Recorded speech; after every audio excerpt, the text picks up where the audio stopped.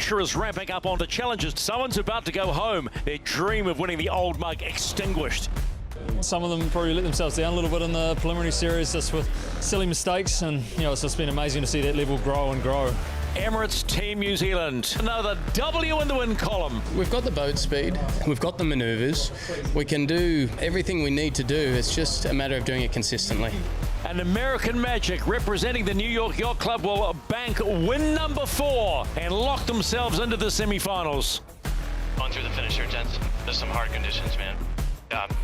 Alinghi Red Bull Racing. Remember, they are on 2 points.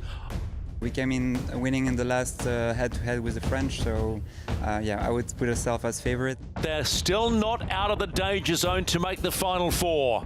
At the moment, we're in a better position for sure. We both have 1 race left. There you can see Orient Express Racing still below the cut line. Need to be aggressive tomorrow. They are fighting for their America's Cup lives. We just have to pull all we've got in this race tomorrow and have no regrets. Britannia, they have got the afterburners on this afternoon. Nice, guys. I think we're on a bit of a late charge here with this one. This is a huge moment for the British team. Have they found the extra gear they've been looking for? We have a very fast package that we can beat anyone. And a big win for Britannia. I thought the Brits were going very well in the race against us today. For the first time in the regatta, the Italians lose. We've said all along this is the strongest challenger group we've seen, and I think today we saw that.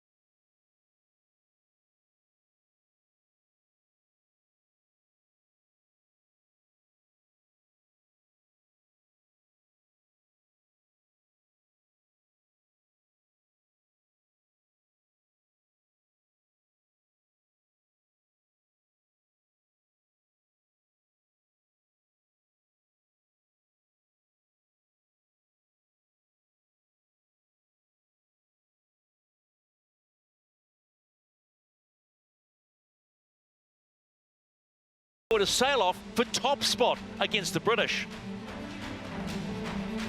And so the French are ready. Those smiles hide the pressure that they are under. Britannia. Man, they were quick yesterday. Everybody should be looking over their shoulder now. Maybe not so Lino Rosso. They are still very, very strong, and some say still the team to beat. And then this team, well, are they out of it yet? 2 points. Will that be enough come the end of the day? And then there is American Magic. Changes aplenty, big changes too. How will that affect their racecraft? And Emirates Team New Zealand, it's going to be the last time we see them till the match. A bit of rain overnight, but that won't stop fans heading to the race villages and fan zone to soak up a day of tension on the water. Let's confirm the weather now with Shirley Robertson. It is a big day for one team. This could be their America's Cup finale, and the conditions are certainly going to add to the tension. There's plenty of weather kicking around, and we can expect much frontal activity, and with it rain and potentially some lightning during the race window. Currently on the course, under a massive rain cloud, it's 8 to 12 knots from the north, but we can expect, well, anything. It's a familiar course when we get going. From the start, a battle of control and skill, with the boundaries forcing multiple manoeuvres both upwind and down and pushing the sailors to the limit, especially the cyclers. It will be 3 laps as usual, with a gate at either end, and the finish line, well, comes quickly after the blistering final downwind leg. And welcome to Barcelona. The mood of Mother Nature today is not a good one. Because she's a bit grumpy, and we have got delayed racing.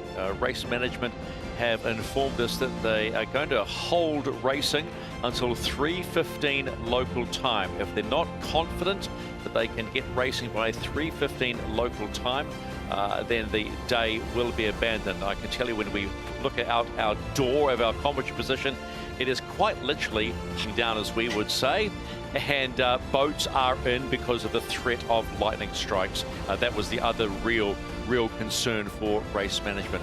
Stephen McIver, Peter Lester, double Olympic gold medalist Shirley Robertson, three-time America's Cup champion Glenn Ashby in the house for this one, as long as it goes today. Just when you're waiting for a drama-filled day, the weather turns custard.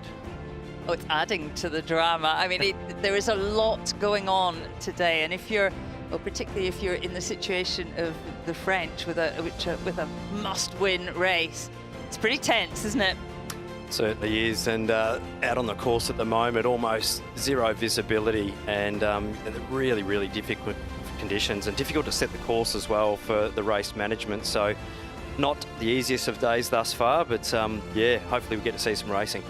Okay, let's just remind you how this all works. This is the final day of round robins in the Louis Vuitton Cup Challenger Selection Series. So you start with 5 teams, right? That's as simple. Now, then you've got to find a semi-final. One of those teams is going to go away. Will it be the Swiss, or will it be the French? What happens then? We go to the semi-finals because the top 4 go down there. Now, it's worth noting the first to 5 points advances. So you're going to win 5 races in the semi-finals to then make it to the little dance, not the big dance, because the big dance is the America's Cup. This is the little dance, and that's the final. It's the 1st to 7. Do that, and you are the official challenger to take on Emirates Team New Zealand in the Louis Vuitton 37th America's Cup. What we should note there too, by the way, is that if you finish top of the table at the Challenger Series, then quite simply, you get to choose your opponent. You get to choose whether you're going to be race 1 or 2, and you get to choose port or starboard. Now, if you finish, Glenn, what are you thinking? You're top of the table. It's, you know, Glenn Ashby Racing. What are you doing? Yeah, you certainly take an advantage being the top qualifier, absolutely for sure, and all the teams working really hard to try and be that top qualifier, because you do get to choose your opponent, and it does make a difference going forward. So very important this racing to finish on top in this series if you can. Okay, big news this morning. Got to talk about it, and it is a big one, because we were informed earlier on today that there was a change in helm for American Magic, and Lucas Calabresi would replace today, at least, Paul Goodison, who we understand suffered an injury. It's a day-to-day proposition on Paul. We are told that as soon as he's ready, he'll be back into the cockpit. But boy, this is an enormous story. Calabresi, well, he's a bronze medalist in the 470s in 2012 Olympics, and of course he's a 4-time world champion in different classes. But this is, when you think about drama, Shirley, that's just not what you want ahead of the semi-finals if you're American Magic. There is never a dull day at the America's Cup, is there? I mean, he is a class act, Cabresi, and he has also been involved in the training a lot when Tom Stingsby's not here, when he's away at SailGP. He has been the stand-in, so he's not fresh. He's done this plenty times before, and it's a great opportunity for him today to really show what he's got. Okay, so we'll just have to watch this situation unfold. In the meantime, why don't we bring you some race in from yesterday? It was race 25 and a ripper. Luna Rossa Prada Pirelli against Ineos Britannia.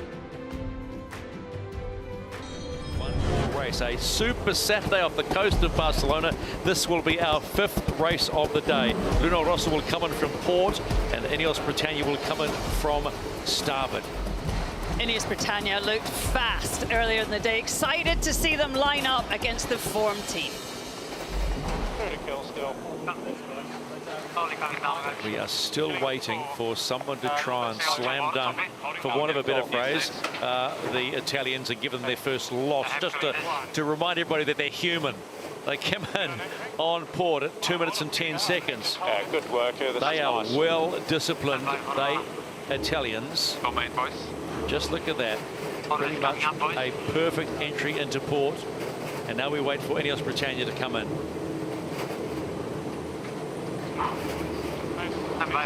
That's working away here. Gee, they're both on it now.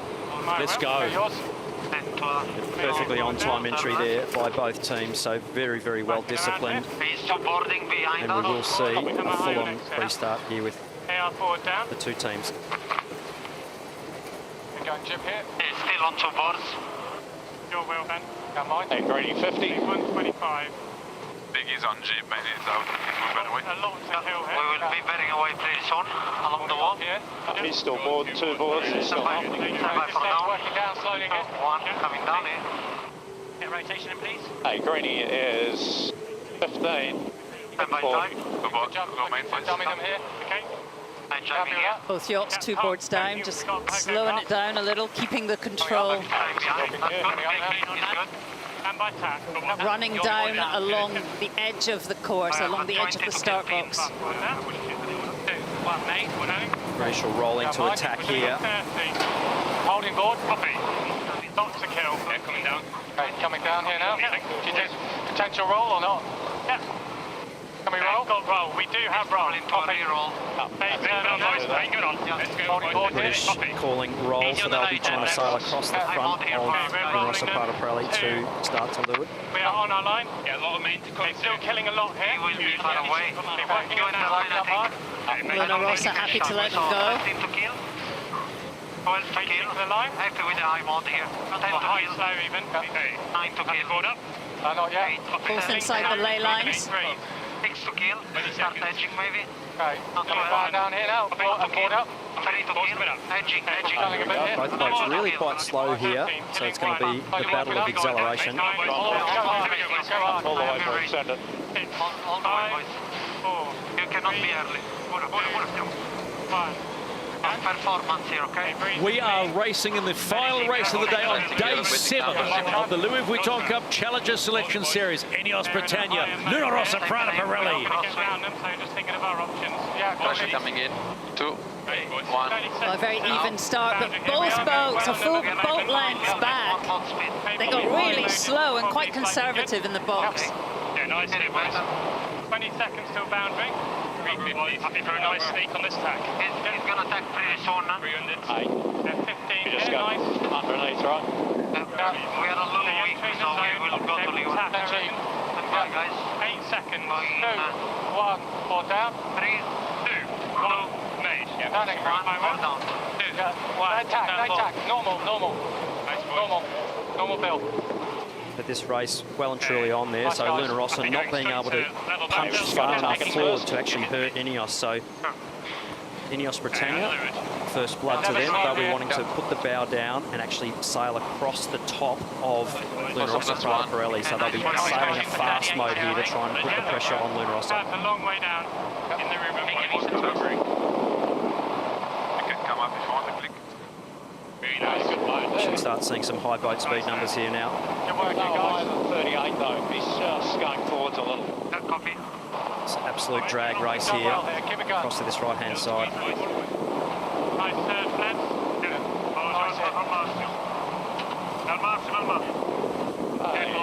We've got 35 here. We hit them on the tack. He might board down if they go. He's still maintaining. Sweep here. Really simple. Nice. Very good. Okay, we will hit them on attack.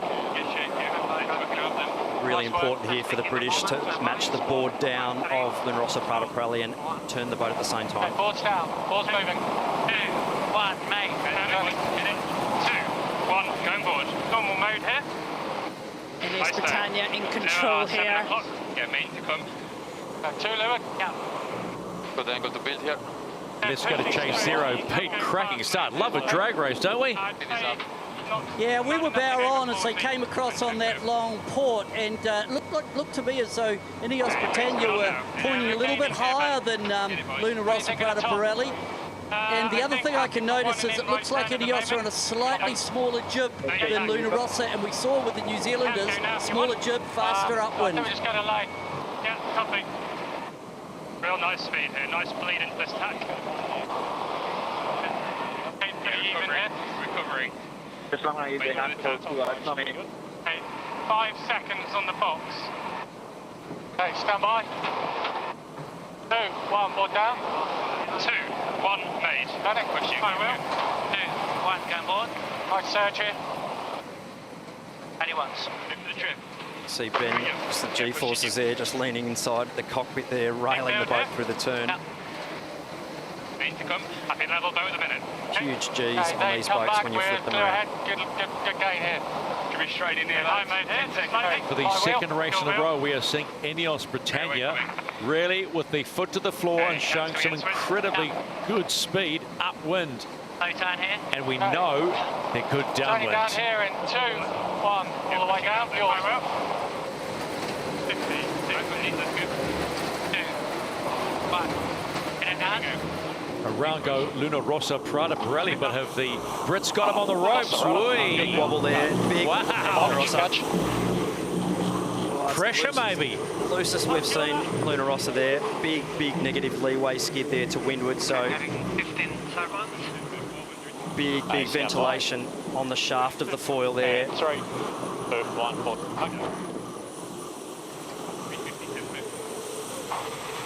Drive out there.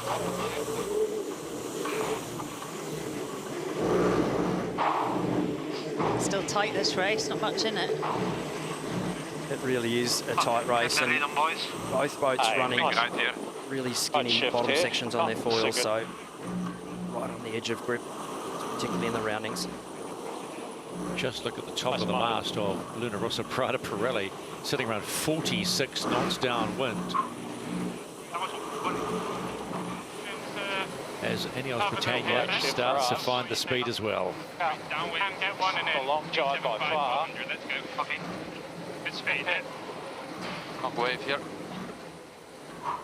Nicola Brezzivili, Emmanuel Liuzzi, absolutely boosting it down there. 179 beats per minute on the heart rate. Those guys are absolutely bouncing there to try and stay in touch with the British team. Really well executed jibe there from the British. Out there with us. Right here. The team's pushing hard here, not only on the Cyclors, but pushing the boats hard as well. This race has the making of a classic. Last race of the day, day 7 of the Louis Vuitton Cup Challenger Selection Series. Challenger of record against the team that were in the match back in Auckland in AC 36. They're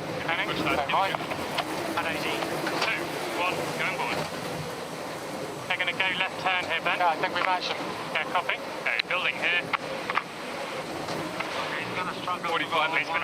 This is the race committee. We are moving the windward gate, shifting the course axis to 208.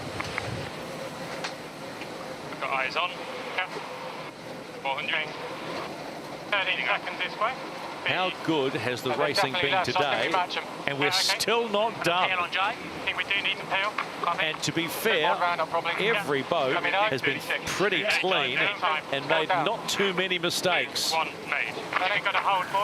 Ineos Britannia will lead Luna Rossa Prada Pirelli at the bottom gate for the first time. They look strong today, but maybe, just maybe, they like these conditions. Certainly sailing really well here, the British. And Luna Rossa, 2-board rounding, they'll be wanting to just keep high there, clear their air, and they're going to have to look at tacking out of there pretty quickly.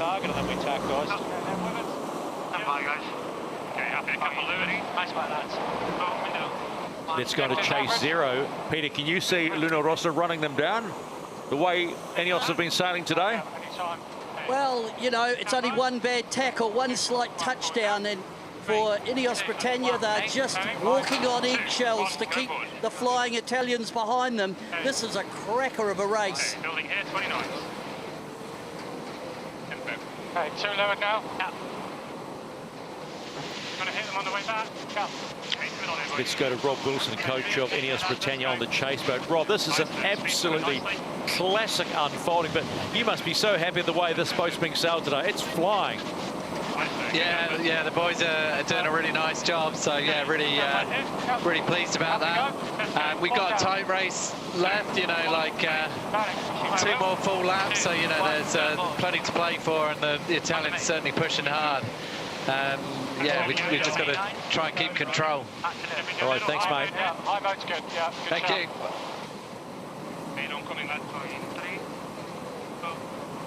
Ben Ainsley calling for a high mode. Trying to give maximum direct to Luna Rossa.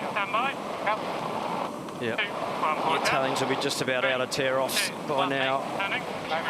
Absolutely getting roosted and really trying hard to just keep their air clear. The British doing a really nice job of just placing their boat accurately to get the Italians behind, but it's getting too narrow on the land.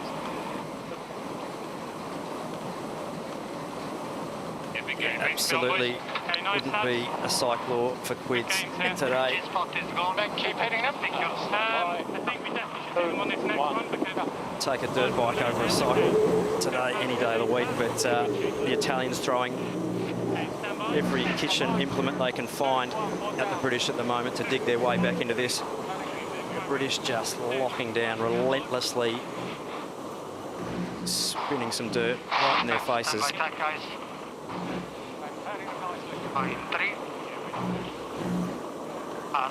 You know the Italians won't be panicking. They'll just try to figure out how they can get them. Contact when you're ready. Stand by. 3, 2, 1.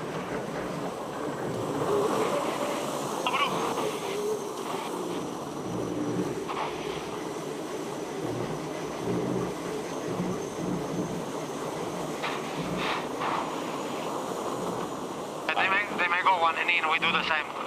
Great. Let's get boat speed up. Using 4. Emirates Team New Zealand. Gas coming in now. Ineos Britannia made some gains here. That's good flat fluid. They've just been relentless, haven't they? Tacking on the Italians all the way. A little bit lighter here. Okay, pushing the answers in 2. Okay, pushing 2 leeward now. Possibly another manoeuvre needed by the Italians here, so I think I'm happy one extra manoeuvre, quite costly. Distance. To us at the moment. Take a breath, you lads. Yeah, we're well in it.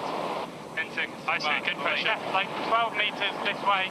Okay, good pressure on the mark. Yeah, okay, go straight then. Yeah, my wheel. Come flat. Hands coming in. You'll get a little bit. Ineos Britannia are delivering on their promise of being a dangerous boat, being the dark horse in the regatta, albeit being the challenger of record, because today might prove their most consistent day and a real wake-up call for the rest of the challenger fleet.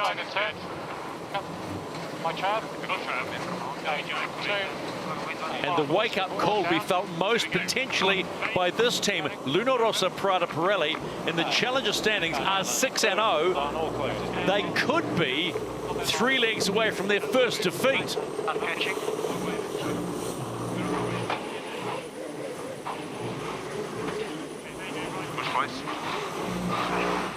Hey, 30 seconds, a rush. Ghost boat there, just showing the trajectory down the course and looking really good there for the British, just getting a nice tow away there. Big angle difference there between the two boats heading downwind there, and although they're a fraction slower in boat speed, their angle towards the bottom of the course is better, so distance to those leeward marks. This is the race committee. We are moving the windward gate, lengthening the course to 1.85 nautical miles. On to chase 0 with Peter Lester. Where does the difference lie today, Pete? Why do Luna Rossa look vulnerable today? I think some of it's geographic out here with just the looking down the course. The left-hand side of the course is so favoured. And Ineos, Ben Ainsley, and they've done a great job of just forcing Luna Rossa back to the left every time they can on those upwind legs. And downwind with that smaller jib, they don't seem to be paying a penalty. Okay, turning now.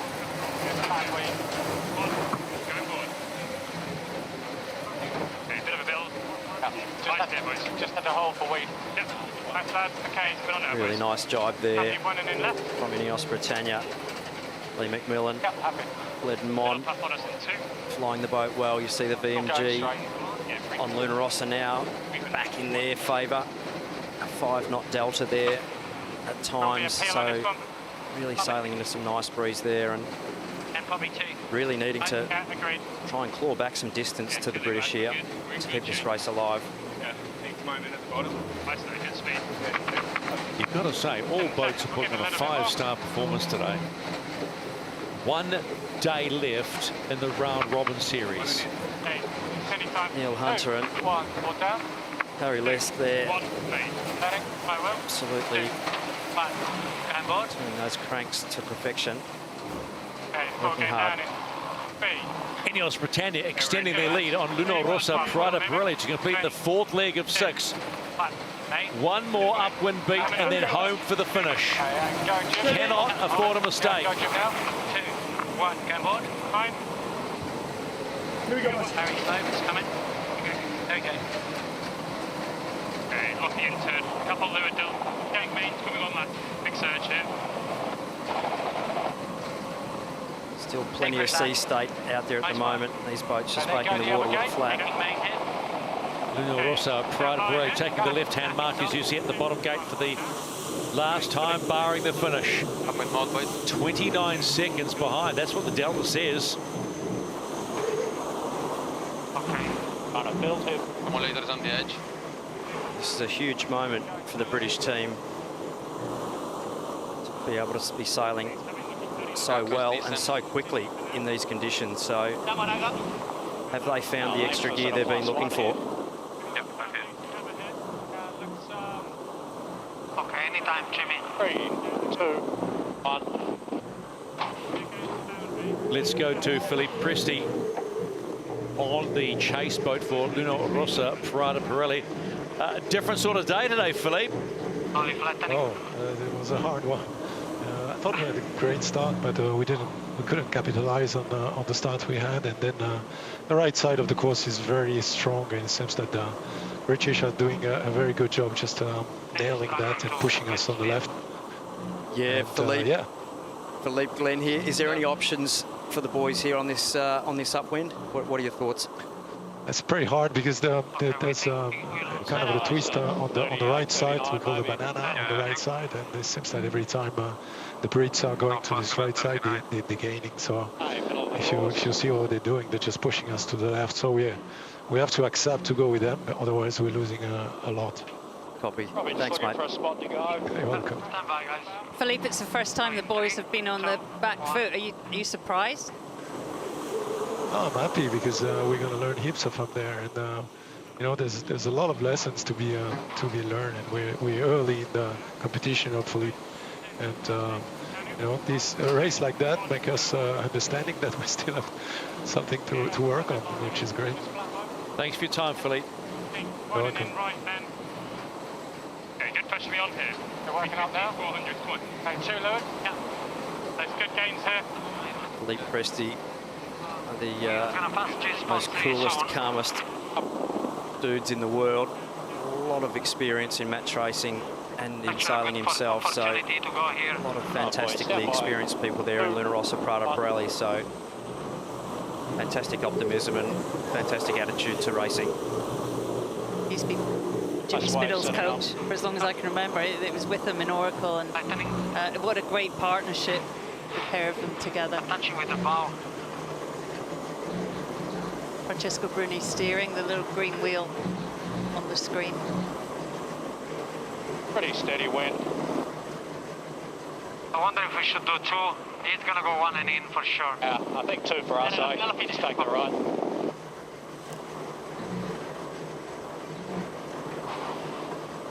Stand by, guys.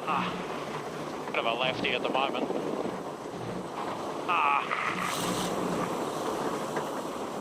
Stand by, guys. Oh, in 3, 2, 1.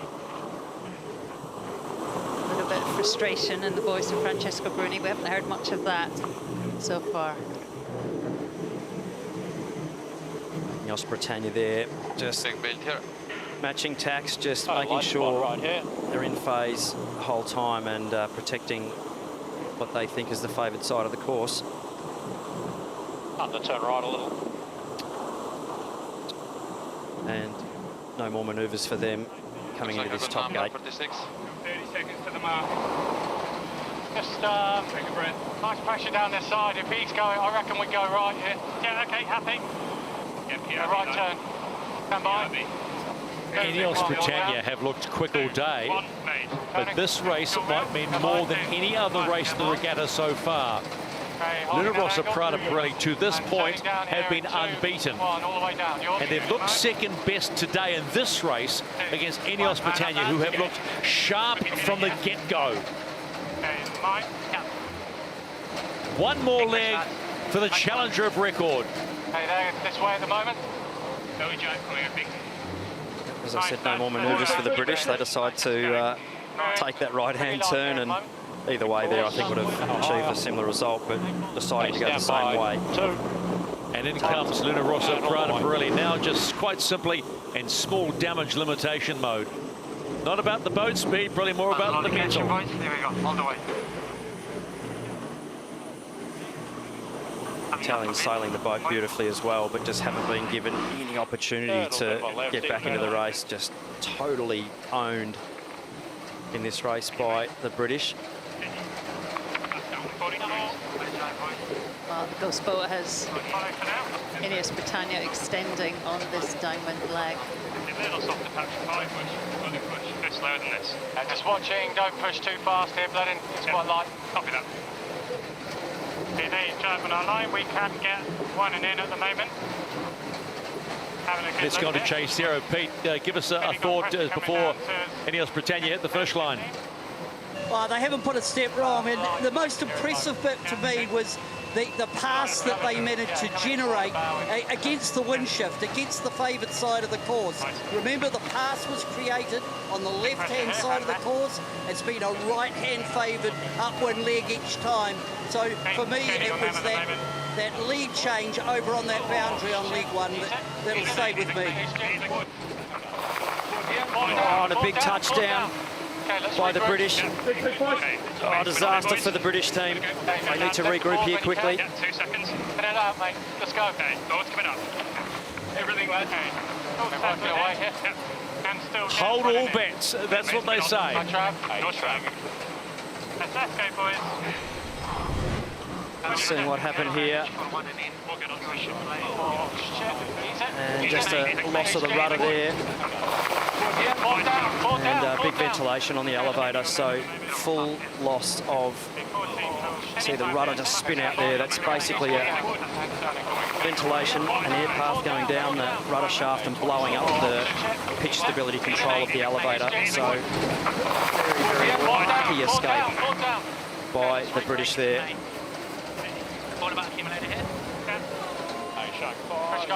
You see the team there on board.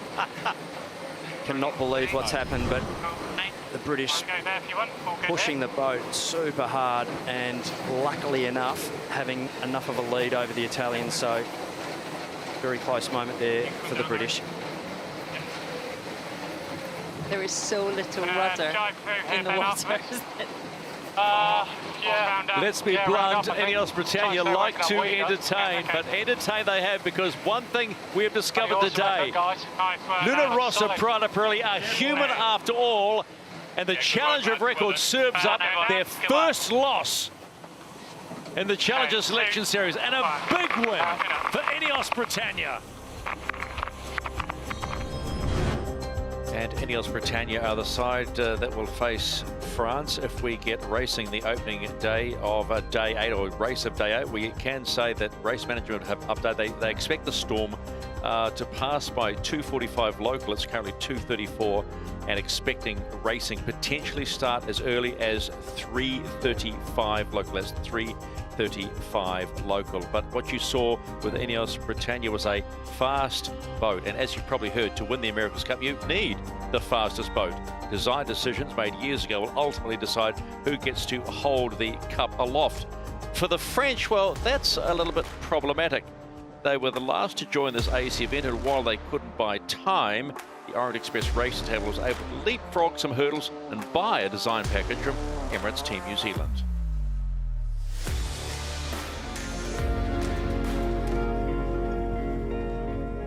We were the last ones to enter into this America's Cup, so it's been since the beginning a race against time. So we've taken that route of buying a design package from Team New Zealand and there was no reasonable other route to have a design and build a boat in time. I mean, there was several options on the table, and I mean, the option of Team New Zealand was the one we preferred. They are the two last winners of the America's Cup, so we went in confidence with working with them. If you think that Team New Zealand is fast, I think our boat will be fast. It's a huge shortcut that we managed to get, to make in order to be at the same level as everybody. Who knows, maybe the boat is a lemon, maybe, but honestly, America's Cup, it's about development, but also optimization of fine-tuning of what you have and where you want to go with the objective that you have. And I think Team New Zealand, they're the master of that. Are we going to use it at 70%, 80%, 90%, 100% or more? That's what we have to work on during the summer. It allowed us to set up a way smaller team in terms of design team, so we could concentrate on the simulation. The simulator was a key element of our strategy because we knew we would be late most probably on these boats, and we invested a lot in our own simulator to be able to train the team, and I think it was successful, and we won the first race in Villanova. Orient Express Racing take maximum 10 points from the first race. The simulator now is a game changer in the sport, and we quickly learned that it's a fantastic tool for even a young team like us to catch up on the, on the sailing. We're not the only one to have a simulator. We took the route of developing our own based on a solution that my company had developed.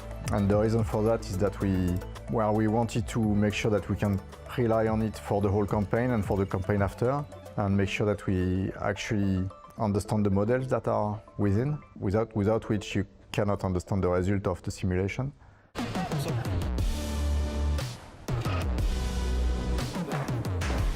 Well, I'm delighted to be part of this French team. That's my 6th America's Cup. The first one was with Stefan in 2005, 2007. Worked with the New Zealanders, worked with Oracle, and worked with Bar and Ineos in the meantime. And it's always a new challenge because the boat is different, because the speeds are different, because the rules are different, and because the technology evolves. I mean, to actually put together the whole package takes no less than 30%. I guess just by that you can judge how complex it is. The fan base in France for sailing is very much fan of ocean racing. The drum on the globe, which is great, but a very, very different exercise to the Cup.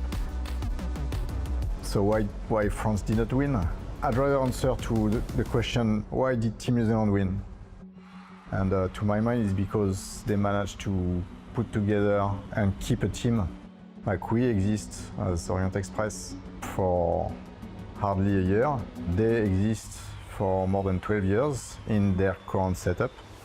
I think that to win the America's Cup, you need to have a team that is able to address all the issues, all the topics, all the matters you will face during a Cup, and that takes time.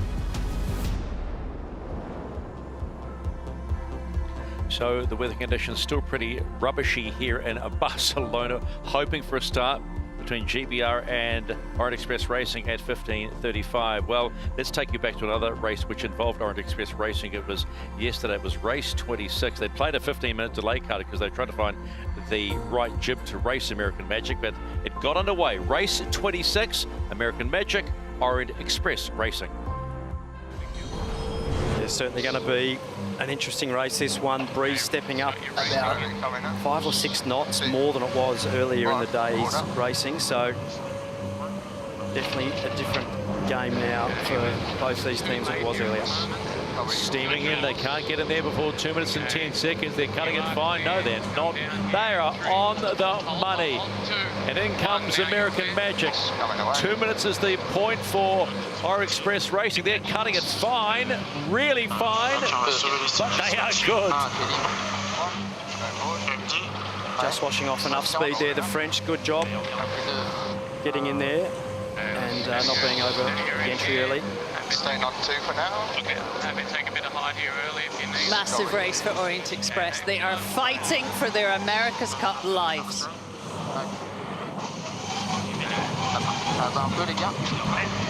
Might only be 8 people on the boat, but there's another 120 or 130 people behind the scenes and really on the boat with them from Orient Express Racing. So fingers crossed they can have a solid race here and stay alive.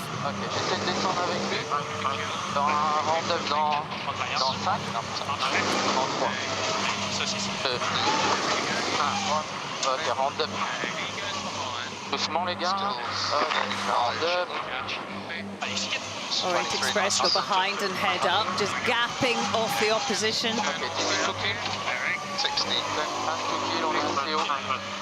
The Americans here, still both boats well above committee boat ley line there, so the French will need to sort of come down and start putting some pressure on the Americans and not get locked out to windward here.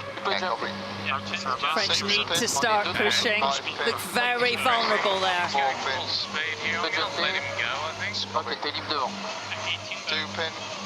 Boats open now. Inside the last 30 seconds to the start of the race.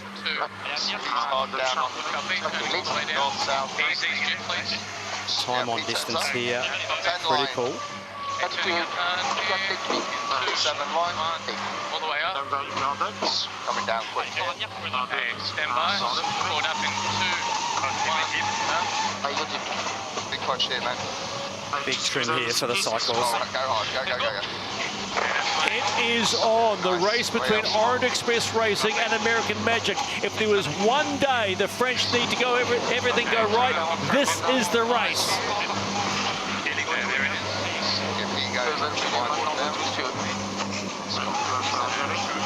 Well executed, clean start by Orient Express.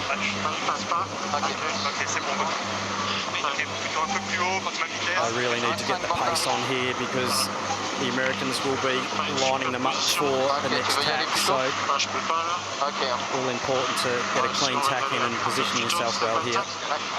That left-hand boundary comes so quickly.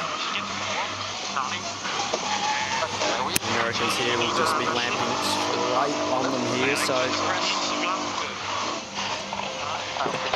French needing to just try and survive there to windward and keep their air clear, but the Americans doing a good job of blocking the gap up there. Still an extremely tight race here.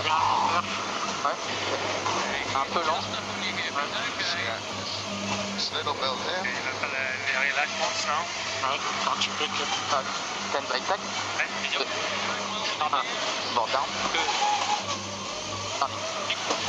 No choice but to get out of there. We just saw American Magic slowly extending.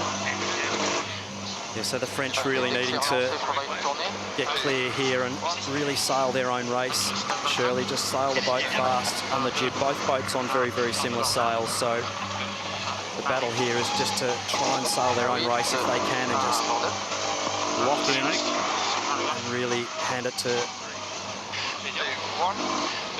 the speed department of just sailing the boat fast forwards.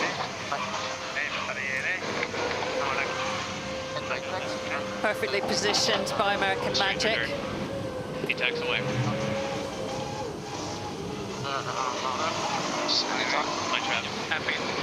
On to chase zero. Peter, your thoughts of the first part of this leg?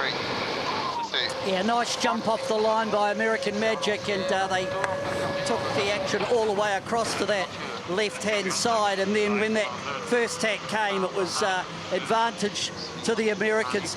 For Orient, they just need to get into their work. You know this boat's pretty quick, and try and have an error-free race. and just, you know, put together a good solid one, because with the breeze being upright, 17, 18 knots and a wee bit more big seaway, reliability could come into play.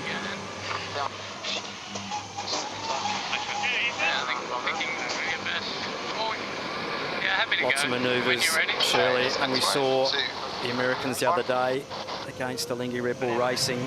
Lots and lots of manoeuvres, and they certainly look like they're having no trouble manoeuvring that big blue American Magic yacht on this upwind leg.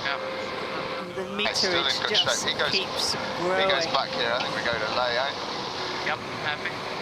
Okay, let's lock her in here. We've got 20 seconds this way and only 10 back the other for a right turn.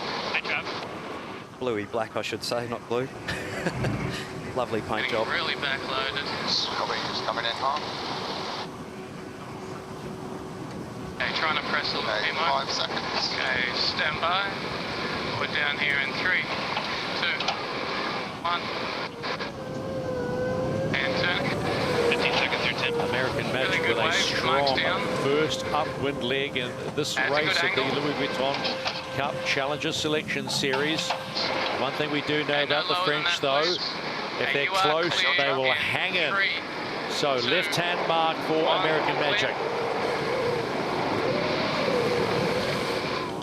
Not too far behind is Orient Express Racing taking the right-hand mark. Well in this race, Orient Express Racing, so just got to keep the hammer down, keep sailing the boat well. Just try and hang in there and put some pressure on your opponent, which they're doing well at the moment. We know they've got good speed. They've got a good package.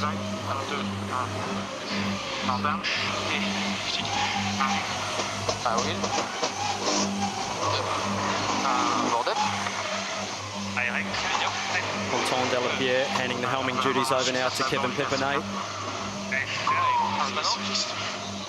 Got a little gain there to Orient Express Racing, sailing at a nice pressure there initially, so interesting to see the gap now. Slight gains to the French team for me.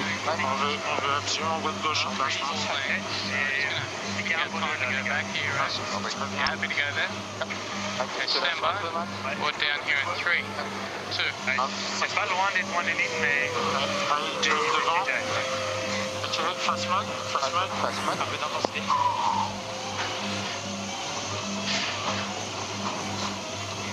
Pas de mauvais drag pour lui. Ouais, c'est bien. Ok, il faut l'ouvrir un peu. Ouais. Allez, on a ce qu'on fait les coups.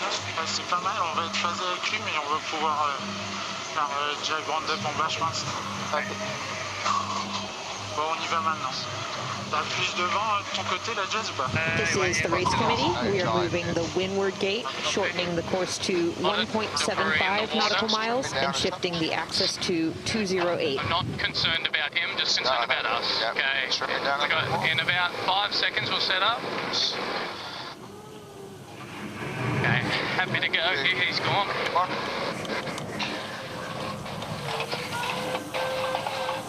The voice of Tom Slingsby bringing the attention back on board.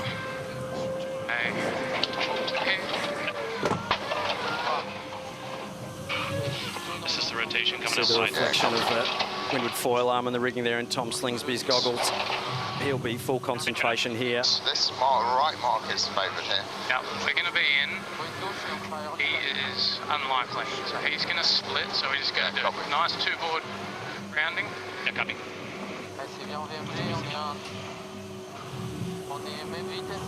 Just looking at both helms in there, that gives you an indication of how the boat's moving around through the water, watching them move in unison, so definitely not a smooth ride, which is hard to pick up on the TV, but really feeling everything through the body there.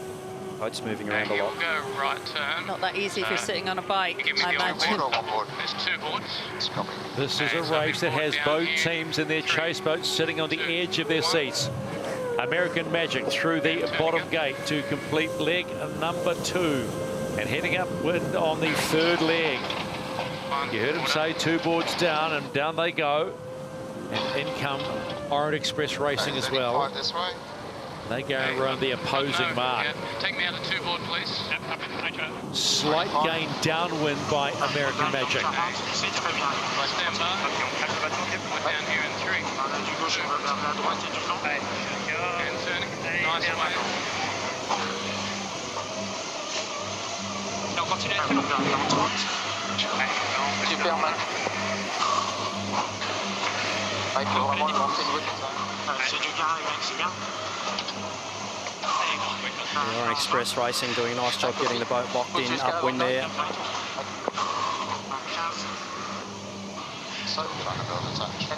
Onto the chase boat for American Magic. Coach Tom Burnham is here. Tight one here, Tom. Yeah, it is a tight one for sure. We're making it, keeping everybody on the edge of their seats, even here in the chase boat. We're all getting plenty of nerves going on over here, that's for sure. What are you concerned about? It's tough conditions, and there's a lot of debris in the water and big waves, and so there's a lot of potholes out here that we just need to be aware of, but keep sailing hard and racing the boat well. So it's tough. Thanks, Coach. Thank you. The race well and truly on here. As Tom Burnham was just saying, lots going on out there, a lot of waves to deal with here, and to see how fast these boats are going upwind in this sea state. Really tricky job here, and both teams doing a great job. France doing so well at keeping it tight. I mean, they haven't made a mistake this whole race. A real classy performance today.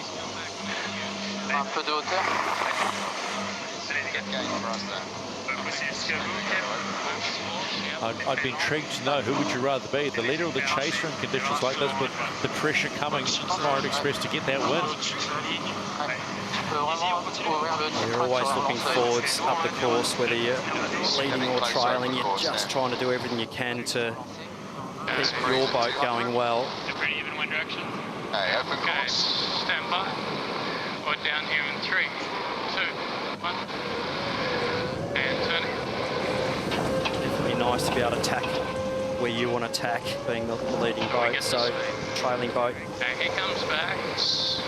A little more dictated too, but Happy to just go open course. French out of phase now and staying in touch. So just need to keep chipping away here, the French to stay in touch, and still quite a lot of racing to go in this race. Let's go to chase 0, Peter Lester. Can you see Orient Express Racing hauling them in? I think the boats are very even, but what I'm looking at on this right-hand side, I think there's a bit of a geographic shift in the top third of the course. So on the extreme right on the land, there's a hill, and the container port, and the wind is wrapping round the bottom of that hill and through the container port, creating this geographic shift coming in on starboard at the top mark. He looks like he's setting up for on and in right. So having a look at the 3D, sorry Shirley, really great footage there, and that wind field so crucial in providing the direction of which way to go there, and what Pete was saying, definitely some winds of breeze there which are probably advantaging the Americans here a little bit. You can see the track there lifting up, winding around, and they'll take the left-hand turn. It's about 10 seconds, fellas. American Magic still leading Orient Express Racing in race 26 of the Louis Vuitton Cup Challenger Selection Series. But there isn't too much in this. You do not want to put a foot wrong here. Otherwise, it could mean disaster. There it is. Orient Express Racing, and they've completed the halfway mark.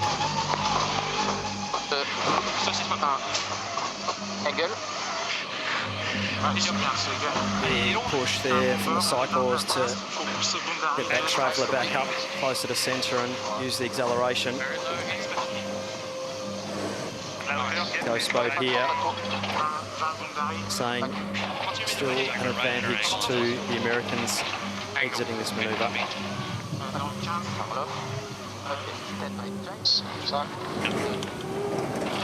There's the helmsman and the trimmer side by side on American Magic, and behind them facing backwards there's the Cyclors. But the US Cyclors today are producing more power, both the average and the higher peaks during the manoeuvres, which gives the trimmers more and more options to do exactly what they want. So which was something they struggled with the other day. We're not going to lay on and in left now, on and in right. We're very hot. Down with that, please. Goody, I got a big trim down for you. Trim. We're working on it. No. Okay, we're going to have to just pick. Actually, let's go to a boundary, and then we might. Stand by. Go down in 3, 2, 1.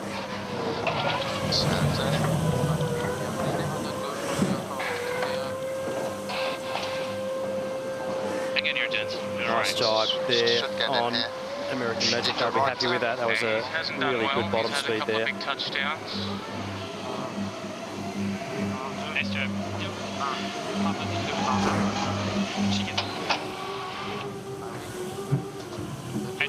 He jibes back there, so he's going to follow us in. Careful here, losing rudder.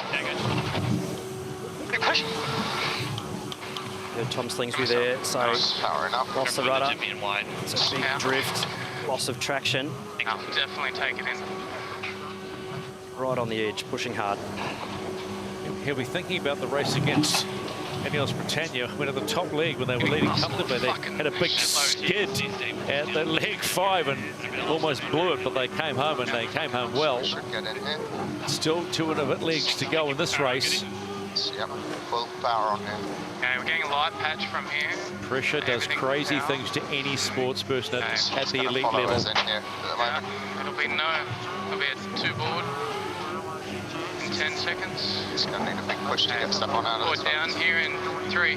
The New York Yacht Club's American Magic sailing Patriot. Complete leg 4. Turning up here. 2 more legs to go to get a valuable point and pretty much slot them into the semi-finals of the Louis Vuitton Cup. He's going to follow. Yeah.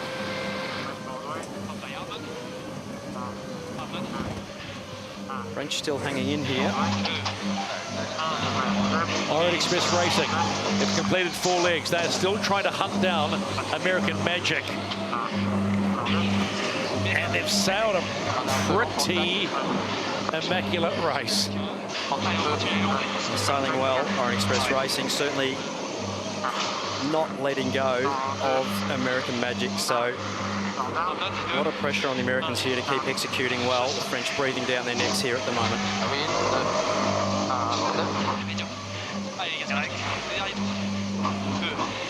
Really nice tack there on American Magic.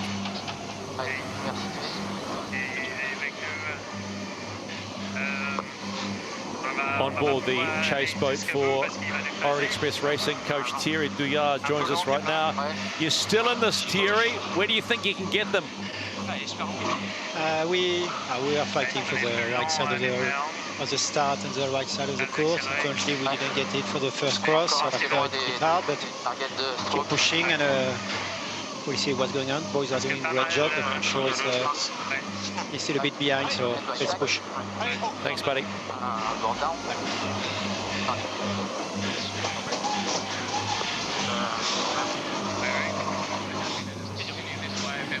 Let's get out here to the right. Yeah.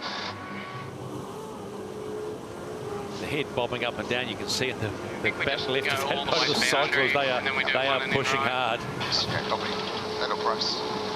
The American Magic choosing to have recumbent bikes, so the guys are sitting down on the floor of the boat. It meant that they could radically change the design of their platform. 5 seconds to a boundary.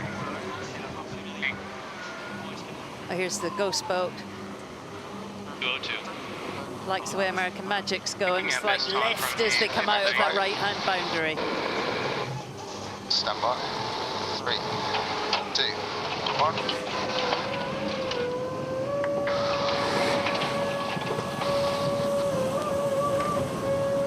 He tacks back. That's a really nice tack on board American Magic there. Yeah, copy. You see the projected frontal area Happy to go with of Patriot, a little bit less than some of the other teams with that recumbent cycling position. So the Americans So we're going all the way to ley line here? Yep. taking a different design path to some of the other teams. Where's everything, boys? Very close on the rudder here. Actually got something on the rudder. I can feel it vibrating, but just keep coming. Yeah, Tom Slingsby suggesting he's got a bit of weed or something on the rudder. They're pressing again now. Still got something on the rudder. Okay, what do you want to do about it? Nothing. Just keep coming. Understood. Not sure what can you do. 10 seconds. Well, if they get too high, it's one way of clearing it, to get it out of the water, but that's not ideal. Stand by. Just got to have to hope it disappears, whatever it is, but hopefully we can get a little shot of that. Fantastic camera work there. The question I have is how delicate are those rods? You start dragging something, you know, how susceptible are they? Well, you can see the weed there, just a little bit of weed on that leeward foil, so it may not have actually been on the rudder itself. On the actual foil there, you can see that little bit of debris just wrapped around the bottom of the foil. Just a bit of seagrass just blowing off there, so that's a good sign for American Magic. They probably won't have even noticed that at this point in time, but so foil related, not rudder related. There's always a twist of the tail, isn't there, when we come to American Magic of late, as they come in to complete the fifth leg, the second to last leg of this race. They will round that top gate ahead of Orient Express Racing. You're all clear. Coming away.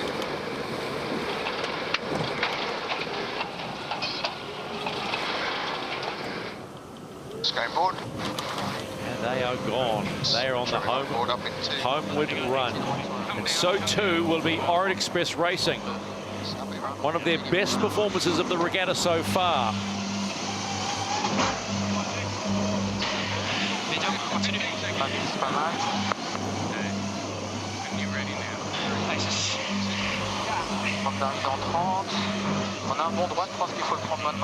Plenty going on in this sea state for both teams.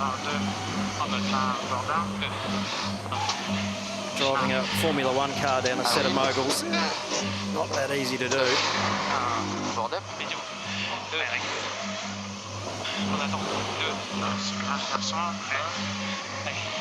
Orient Express Racing have not let go of American Magic. This is the final leg.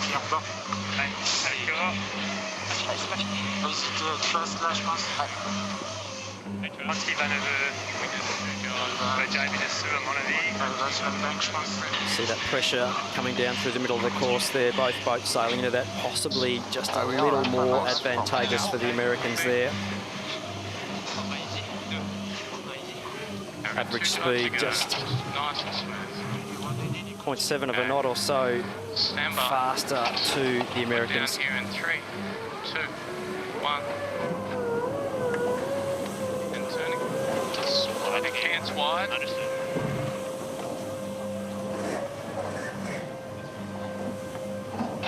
Hands coming under now. The traffic. Backhand's made now. Probably. Trim it down and touch when we can. Go, boys. Guys coming. Meet me. Okay, we are clear. Okay, happy to jibe here. Okay, stand by. 3, 2, 1. And turning. Big pressure manoeuvre here for the Americans. It's a lot of shit. Gotta keep it together here. Straight through it this. French absolutely not letting go here and actually closing the gap back up again. So really, really pushing the boat hard to try and get back into this race. Going up a little around that one. Closing in on the finish. And the French, who would dearly love a point, still in the hunt to the end.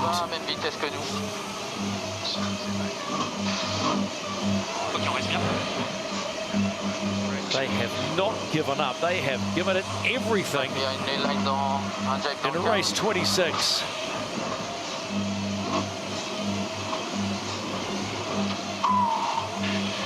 It's not going to be enough.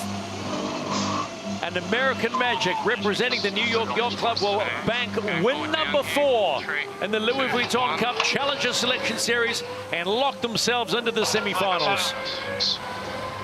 There's some hard conditions, man. And they will have one more race today. It'll be a non-point scoring race against Emirates Team New Zealand defender with a new helm and Lucas Calabresi joining up with Tom Slingsby. It has been a rough old day weather-wise, but it has been even rougher for the French. We've got to update you on this situation. They have got all sorts of bother. I'll pass it across to Glenn Ashby to explain what exactly has been going on. Glenn? Yeah, I think the French have had a little unfortunate accident just in training before the potential racing today, and lost a bow on and potentially done some structural damage inside the bow area of their yacht. So they're in a real race against the clock at the moment, about 40 minutes to get some carbon splinting done on some componentry downstairs. So full team in full frenzy at the moment, getting the boat back on the water again. Bruno Dubois there, and the team really pushing hard to get the boat back out on the water for today's racing. And Shirley, just briefly, you wouldn't pick it, would you? Oh, it's heartbreaking, isn't it? And you know, they're a smaller shore team as well. You know, they haven't got 80 people to make this all happen really quickly, and they stayed out to train also when others came in. Heartbreaking. So they are under the pump now, quite simply. Orient Express Racing, we have been alerted by race management, changed the start time for this race. Race 28 will be 3:45 p.m. local. That's 3:45. So they've been given a break because of the weather. Mother Nature doing as much as she can to help the French, but they are against the clock.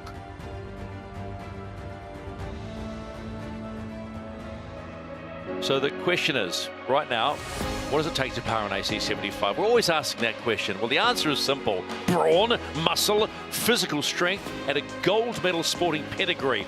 It doesn't really seem to matter if you come from a cycling or rowing or running or sailing background. To be an America's Cup Cyclor, you need a never say die attitude and the ability to grind it out through the pain zone.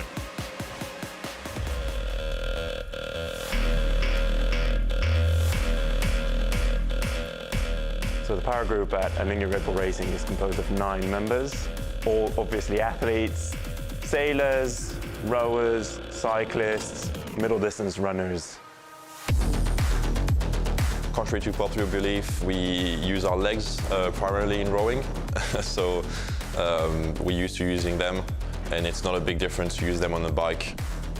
The type of effort we have to produce, the length and the training is very similar, the muscle group as well. I think the mentality as well, you know, pushing hard in training, in racing, that we're all very reliable when it comes down to putting our best performance. So at Alinghi Red Bull Racing, it's true I'm the only cyclist. All my teammates were either a sailor or a rower. So I guess I'm bringing a bit of cycling knowledge in the game. Alterichir is our cyclist, so he knows everything about cycling. He pushed a lot with the system development, and also he's been responsible for all the actual cycling parts and how we're gonna fit the bikes into the boat. So it's great to have someone with that experience, and it's a good shortcut for us to get to the point we want to be.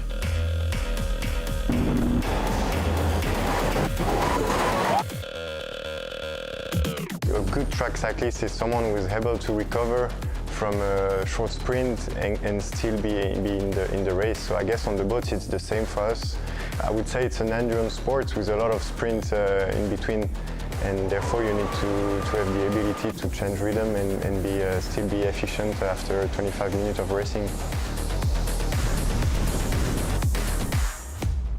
The rowers bring obviously banter, watts, and I think a very professional approach to working out and really a good work attitude.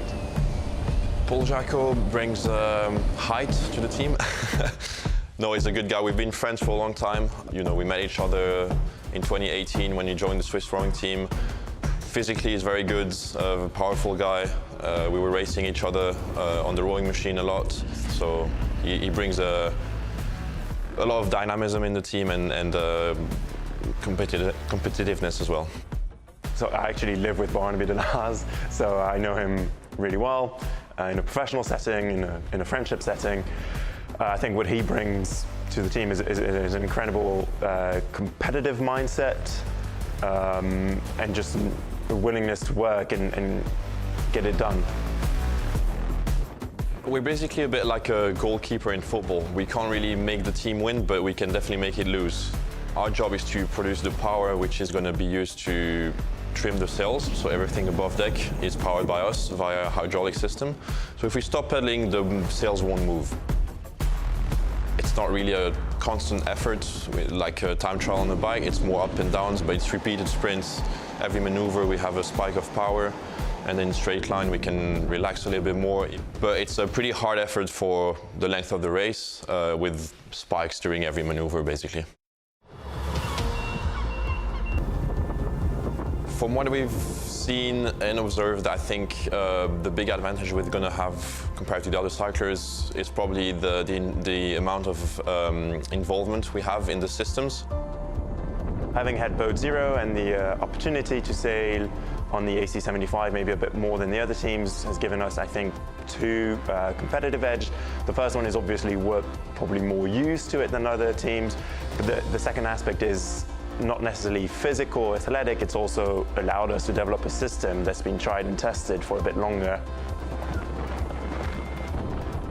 On the day-to-day, it's small steps, small improvements, but at the end, if you compare where we were at a year ago and where we are now, it's a huge difference. You know, it really gives a sense of achievement and also understanding into the system. So I think that's going to be a big plus for us. It's a lot of sacrifice. To win the America's Cup, you have to sacrifice a lot. I mean, it's more than just a sport. It's a way of life, of living. So everything I do, everything I want to do is to win the cup, and I try my best every day to reach my goal. Just remember that sacrifice is not just the sailors, but all those mountainous crews they have, those shore teams that make sure that those boats get on the water safe and sound and then get them back in the hangars to do their thing every day. We are looking towards a 3:45 p.m. local start for Orient Express Racing against Ineos Britannia. In the meantime, let's take you back to the last race of the day yesterday. It was match 27. It was Emirates Team New Zealand against a team up next, potentially the second race of the day here, and that is Alinghi Red Bull Racing. So we are live for race 27 in the Louis Vuitton Cup Challenger Selection Series. Emirates Team New Zealand will be kicking themselves with that loss they had against Luna Rossa Prada Pirelli, and it was a nice little jab to the ribs from Luna Rossa. Well, we just saw in that last race massive gains from the right-hand side of the track. So expect a fight to own that right-hand side in the pre-start. So it'll be Emirates Team New Zealand coming in on fourth entry at 2 minutes and 10 seconds. And from start, it'll be Alinghi Red Bull Racing at 2 minutes. Just sliding up again. 2, 1, rolling on. They had to wiggle to get in there, didn't they? They were coming in hot, Emirates Team New Zealand, but they got the green light, and then come Alinghi Red Bull Racing. Yeah, just a little pump of the brakes there on Emirates Team New Zealand, so big pressure here, lots of wind on the race course. Full drive, okay? Happy to go from now. Okay, both down, pressure. And main. And turning, giving control, hard up. Yeah, One step for the wind left down here. Yeah, so clear with the mark. Nice one. Slightly better on the side. Lighter, 14 knots. 45 to 1 biased and then lifty, but not much. Wide drop there. Already done. Just cruising down one now. 25. Easy. Into the kit. Okay, down the inside of the mile. 10. Almost at zone. That's split up. Almost 0. 20 pin, 30. That's split up. Yep, all good. I got him up. Just watched that Team for New the re-roll. Zealand, a slow turn, having a look at the time and distance. You are just above boat low. What are your thoughts? They've continued the attack now, 20 to the boat. Alinghi setting up high. To get at you here. Pretty easy kill is. Going away. Plenty of time. Keep bottom. It's not Open in tree. Hey, they're down hard now, mate. No problem. They will be early at 15 and you're just on boat. We're down now, all the way to downwards. Hey, just through boat lane now. They're calm. They're still down on 2. They're up hard now. Final win. 4 for the boat. 2, 1. 3 for the boat. 4 noisy. Big nitrogen doing our job for us on Emirates Team New Zealand. 1-5. Breezers left will want to go with them when they go. Full speed here. 1-5. Big push, boys. 1-5. Inside the last 10 seconds. Open. Racing. Emirates Team New Zealand just a click late there for the line. I've got Alinghi Rebel Racing there with quite a solid start there, Shirley. Over speed and bow down, pressing on the jib, so early advantage to the Swiss. Alinghi Rebel Racing defending hard. Great start by them. They were fast, on time, on the right-hand side. Great work. Happy to start. That's good. Happy to stay here. Fresh shoulders. Yes, bit of breeze. That's lower, faster. Bit of breeze as we go Good again. mode. Happy to stay. A bit and left is for us. Extending And the higher, slower. Still no issue with them. 44 to boundary. We're on a good lane here. Without going a little higher. It is staying faster. They might tag before us. Happy to keep going to the right. No lower. Righty to come. 25. Obviously a different size of jibs there on both boats. So Emirates Team New Zealand there on 5 and possibly Alinghi there on their 4. So should see a slight advantage to the smaller jib upwind and a slight advantage to the bigger jib downwind.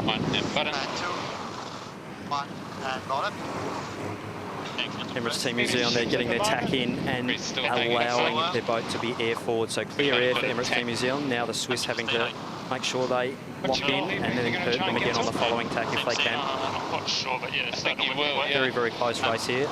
Not much in these zones between the two boats. The electronic boundaries not far away at all here. So umpire Richard Slater will be definitely having a look. The Swiss team there feeling like they need to tack away. I think you'll want to go sooner than later for the phase. Yeah, just get over this.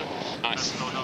Lead change on the first upwind leg, race 27. Out of it, so let's get about 10 passes. Yeah, that sounds good. It was great positioning, wasn't it, by Emirates Team New Zealand? Also had that ability just to close the gap. It was a slow down for the Swiss. It was just that slightly smaller jib coming out of those tacks, a little bit less drag, aero drag going through the tack. So every time you tack, a little advantage to the boat with a smaller jib. Yeah, you're right on the depth. Particularly in these uprange conditions.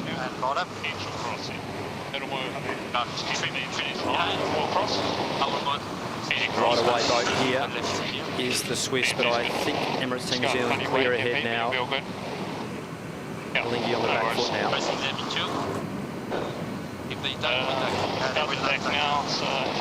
They might have been beaten at the start, but Emirates Team New Zealand now trying to exert their control on Alinghi Red Bull Racing. Before we hit the top gate, Peter Lester, what did you make of all of that? You don't see too many lead changes in this sort of racing in these conditions. And for Emirates Team New Zealand, they were well behind off the line. It wasn't a great start by Peter Burling. But then you just saw that moding that we've talked about so often with the New Zealanders, that they just at times seem to have an extra gear. I'll be interested on this downwind to see how they cope with that smaller jib against Alinghi, because they've certainly capitalised on the upwind. Can they hold on to it on the downwind? On the left mark on the bow. Yeah, it's pretty easy lay if we want it. See where we go in the zone. They've gone. They're going to be outside the zone. We can hit them if we walk. Coming up. Take the right marking. Yes. In 3, 2, 1. Happy. He's slow turn up. Keep everyone here. Good pressure for the Verbo. Difficult maneuver here coming up. Sorry, Stephen, for Emirates Team New Zealand. Well, you knew exactly what was going on through very clear comms between Peter Burling and Nathan Atteridge.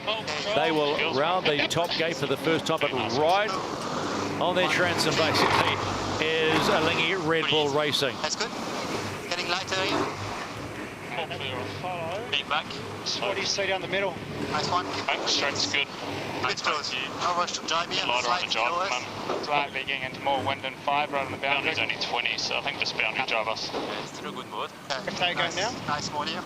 I'd still go boundary. Remember, there are no points on offer for this race if you're a Swiss fan getting excited, but a lot of learning and a lot of confidence building. And to be racing this tight to the defenders, this is a good race so far, isn't it, for the Swiss? Okay, so bit on the hill, Max. It's a good jibe, guys.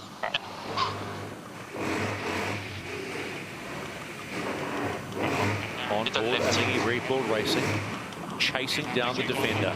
Oh, we're down. Yep. Lily Puff coming back in 15. Super solid start there for the Swiss, and an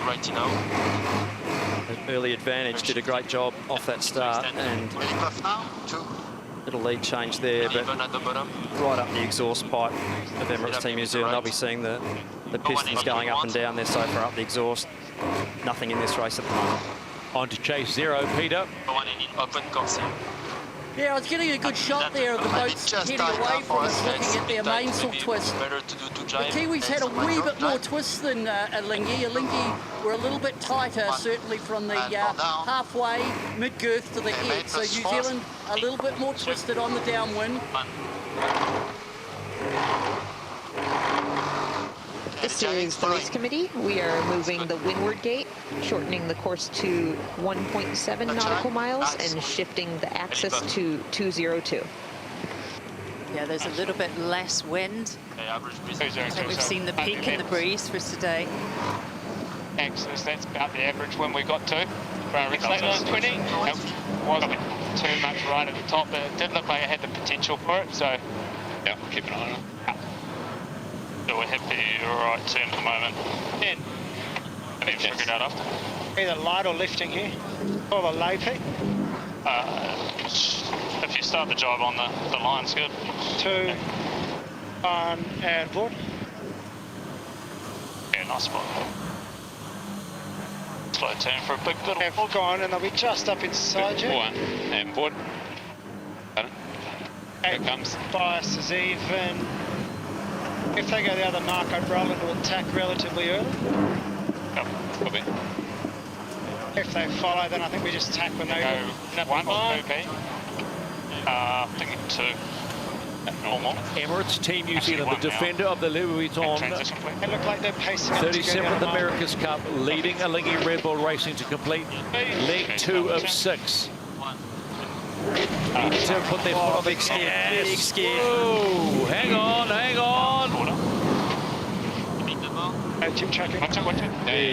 Big slide there. They're around the other mark. Big loss there and wash off of speed for Emirates Team New Zealand. So tried to go around on 1. Paid the price for a huge loss of grip there on both foils. Big slide, big touchdown, big speed loss. That's what happens when you come on hot, right? Super hot. Once we have the speed. No traction control on the AC75. It's old school throttle control. Didn't warm up the slicks enough. Just getting to boundary now. Yes, and very nice pressure. 3, 2, 1, fall down. Goes, ready. Okay, 2, 1, and board up.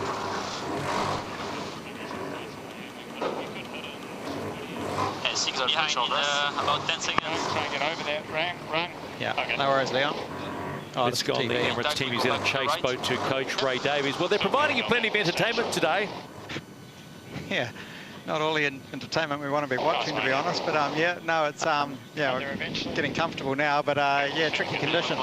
Average breeze. You're concerned at the start again? Happy to go to the right pressure. As Glenn would probably say, the wheels were spinning, but we weren't going forward. And you know, we just turned up a little bit late on that final approach and got ourselves late at the start.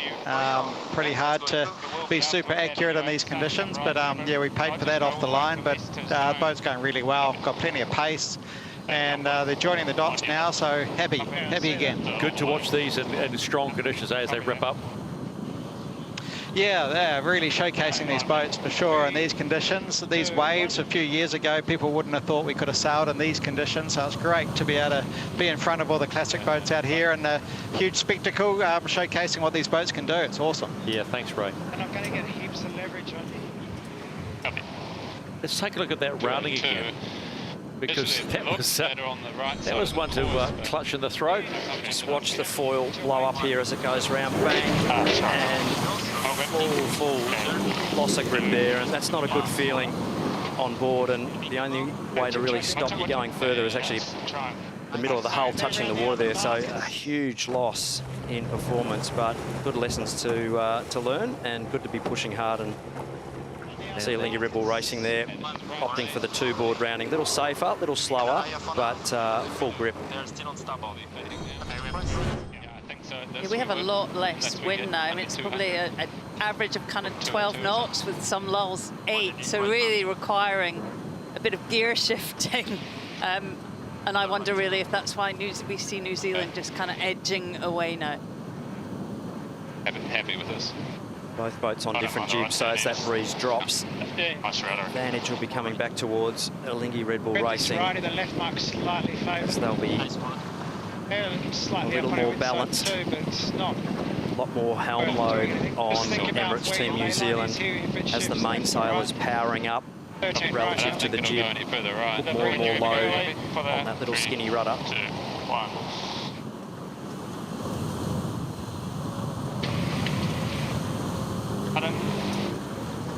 Normal build. Nice wave here. All the teams doing a great job with their sail programs, getting both sails through a huge range of conditions. So really important to have that range if you can. Really stuck on the back of this. Emirates Team New Zealand coming into the top gate to complete leg 3 of 6. Got over the skid at the bottom, the average start, and they're showing the pace that Teihoto has. But remember, smaller jib versus bigger jib. Can that be a difference? Will it be a difference on downward leg number 4? We shall wait and see. Yep, all good. Good, Nathan would say, yep, all good. Now we wait for Alinghi Red Bull Racing to come around the top gate and play follow the leader. We're certainly not out of this race. One little wobble from Emirates Team New Zealand, they'll be absolutely right there and pushing hard and sailing well. 110. Doing a great job. 130. Nice. It's quite a dramatic look when they come around that mark and really push up, isn't it? As we take a look at the Ghost boat, which is the optimal route that simulated by Cap Gemini is telling us to go. Another 10. Anyway, it's good. 2 on board. Tomorrow will be the last day we will see the Defender for quite some time. And when you think how much improvement there's been in racecraft and execution, I mean, you've been in this position, Glenn. Are they a little nervous of that?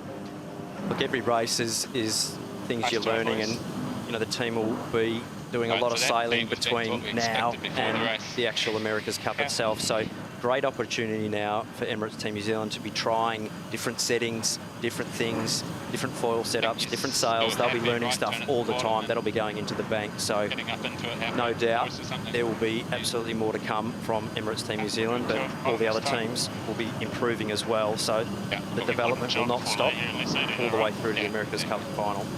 Let's go to chase 0. Pete, what are you thinking about this race at this point? Well, I think it's interesting in terms of performance, and the New Zealanders always seem to be able to select a code down and jib and hang in with it. I thought they'd be slower, and I think Glenn agreed on the downwind leg with the smaller jib, but they aren't. And so they've found a mode and a sail plan set up that means they can just sail with a smaller jib, and then upwind they've got a little bit more grip because you get a bit more loading on the rudder. I'm really impressed by that moding of the Kiwis. This is the race committee. We are moving the windward gate, shifting the course axis to 205. I think it's going to hit. I see it squeezing the roundup. Nice breeze to come. Make sure you go out of it, Andy. Yeah. Wind number 2. Are there for you, sir? Should have said you're a bit windier and more right down here. Not too bad. Mel Roberts and Ian Murray It's probably just adjusting the course to keep it dead into the wind, which is their job. Alinghi Red Bull Racing quite high out of that jibe, but still keeping in touch there. So really important rounding by Emirates Team New Zealand here. Sorry to keep the boat on the foils. Emirates Team New Zealand, leg number 4, 2 to go. It's a 9-point scoring race, but it's all practice for the defender. Back face currently. Keep going, nice breeze in front.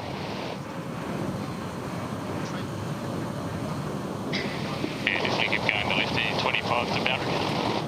And Alinghi Red Bull Racing will come around the bottom mark and complete the 4th leg and head upwind for the second to last, the last time. Trending right. Let's go 2, 1, bottom.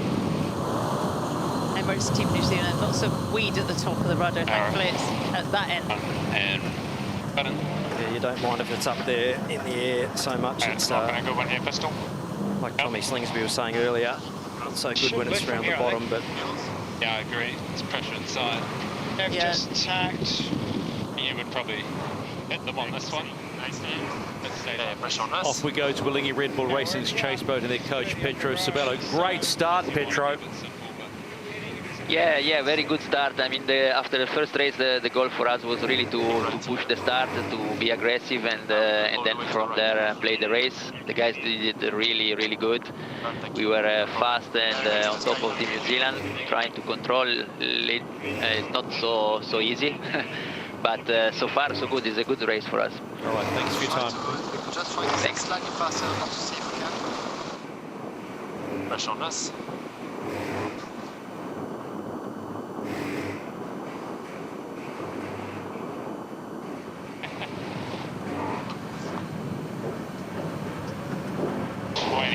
To boundary here. I assume you want to go all the way. Yes, breeze, that looks good again. Dan Webster and Louis Sinclair there. 10 down, eh? Ticking along. Yeah, but a little bit Certainly with, not max, but you watch the wattage go up here as the boys turn the boat. I'll have a look, ticking. Yeah, nice. And that's where the power goes into the cranks. Big push there from all 4 Cyclors. Is it there or not? It's hard to see. There's no air coming off it, so it might have got shaken off. Big gear changes. Yep. Yeah, now? All boats having to push hard. It's thick, it's clear, mate. That nice. Well, wait, now.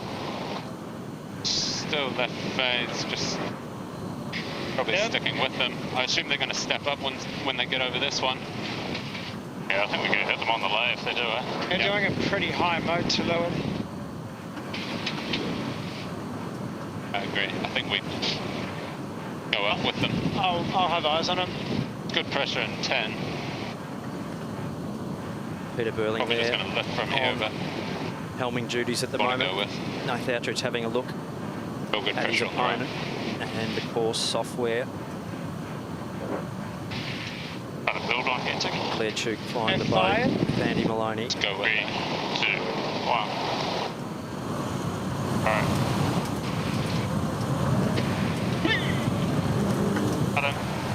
Wide. Emirates Team New Zealand upwind has the hammer down. How much stress, Glenn, is on the boat in tanks like that at that sort of speed? On our attack, isn't it, mate? The design of the boats are basically all designed to take quite a lot, and bounce on that fire out. Very on edge, all these boats as far as structure goes, but very well designed. So if you went up and punched the side of the hull with your fist, you'd probably put your fist straight through it, but the whole boat glowing red when they light up. Very well designed with a huge amount of modelling and resource that's gone into the structure of these boats. So very light for the size and can be pushed extremely hard. Emirates Team New Zealand have taken control of race 27 of the Louis Vuitton Cup Challenger Selection Series against Alinghi Red Bull Racing. They may have muffed the start a little bit, but it didn't take them too long to drag them back in and get to that top gate for the first time. And they're there for the last time in this race and heading home towards the finish. Right phase, so as soon as you're comfy, I think We would go for wind. We're going to get to the slow They hill. have really put a gap on the Swiss. Let's start Swiss quite a lot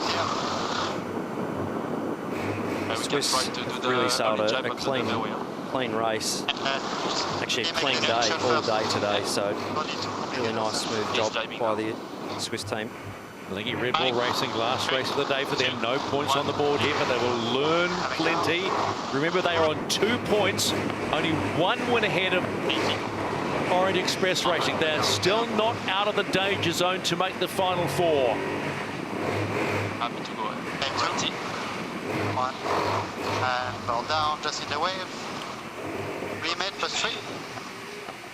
2. 1. See the track there of Alinghi Red Bull Racing versus Emirates Team New Zealand around the top mark. Just a tighter turn there from Emirates Team New Zealand and taking probably a 50 to 60 metre gain to leeward there. So just a little tighter, more aggressive bear away there from the Kiwis versus the Swiss. It seems in this final lap there has been a general kind of bleed all the way round, and perhaps that is conditions related. We have seen a change in They've got a hell of a ride here, conditions. This is going deep.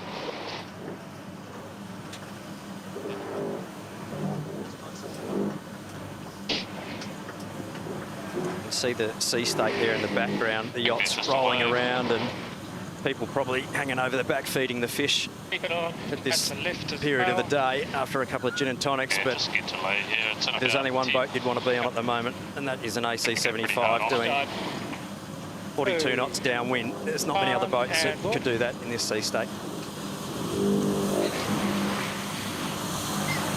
Let's go on to Chase 0 with Peter Lesser. Okay, so what's impressed you so far before they hit the finish line? Obviously the lead change I thought was significant, but what I'm going through my mind is the relative performance of Alinghi against Emirates Team New Zealand and the earlier race against Ben Ainsley. And in that one, it was 53 seconds at the finishing line. I'll be interested to see what the deficit is between Emirates Team New Zealand and Alinghi when they go over the line. Emirates Team New Zealand in their second to last race in the regatta before the match do a job on Alinghi Red Bull Racing, but it wasn't perfect. But it'll still be another W in the win column, and the defender gets another point. So that was from yesterday, and that was the second to last race of the day. They will race in the last race of the day against American Magic, and that will be race 30 to complete the Louis Vuitton Cup round robin series. Well, it has been, let's just say, a hideous last 60 minutes, 90 minutes for Orient Express Racing. They had a big stuff before they had to come in, and they busted all sorts of gear, Glenn Ashby, and well, it looks like they might be going close to getting up for the start of the race against GBR. Yeah, full noise under tow at the moment. The French team really racing against the clock for their whole America's Cup campaign here, towing out at full speed to the racecourse, needing to be out there for the first race of the day against the British. Absolutely hammers down there under tow, doing everything they can to make sure they make it out onto the course in time. Shirley, can you imagine what's going on? Look, we look at the frantic, almost panic going on, that they were against the clock. What the sailors must be having to get their head into gear. Yeah, but it has been extreme boat building, hasn't it, in a very short period of time. But they just have to clear that, do the checks, lock into the race course and race, and that's what they're good at. Oh, Quentin Delavier hopping into the cockpit, and he said they wanted to give it one last thrash, literally. The key word he used was no regrets. It would be terrible if they weren't able to make the start, because you've got to, as you said, you want to go down. If you're going to go down, not that saying that's going to happen, you want to throw some punches. 100%, and absolutely brilliant job there by the Orient Express Racing Team Shore crew and tech team there to get that race yacht back in one piece and back out on its way to the starting area. So fingers crossed the team can race well and get around the track in great shape. How good's this? They are up and being towed out to the race start. Orient Express Racing. It looks a perfect yacht.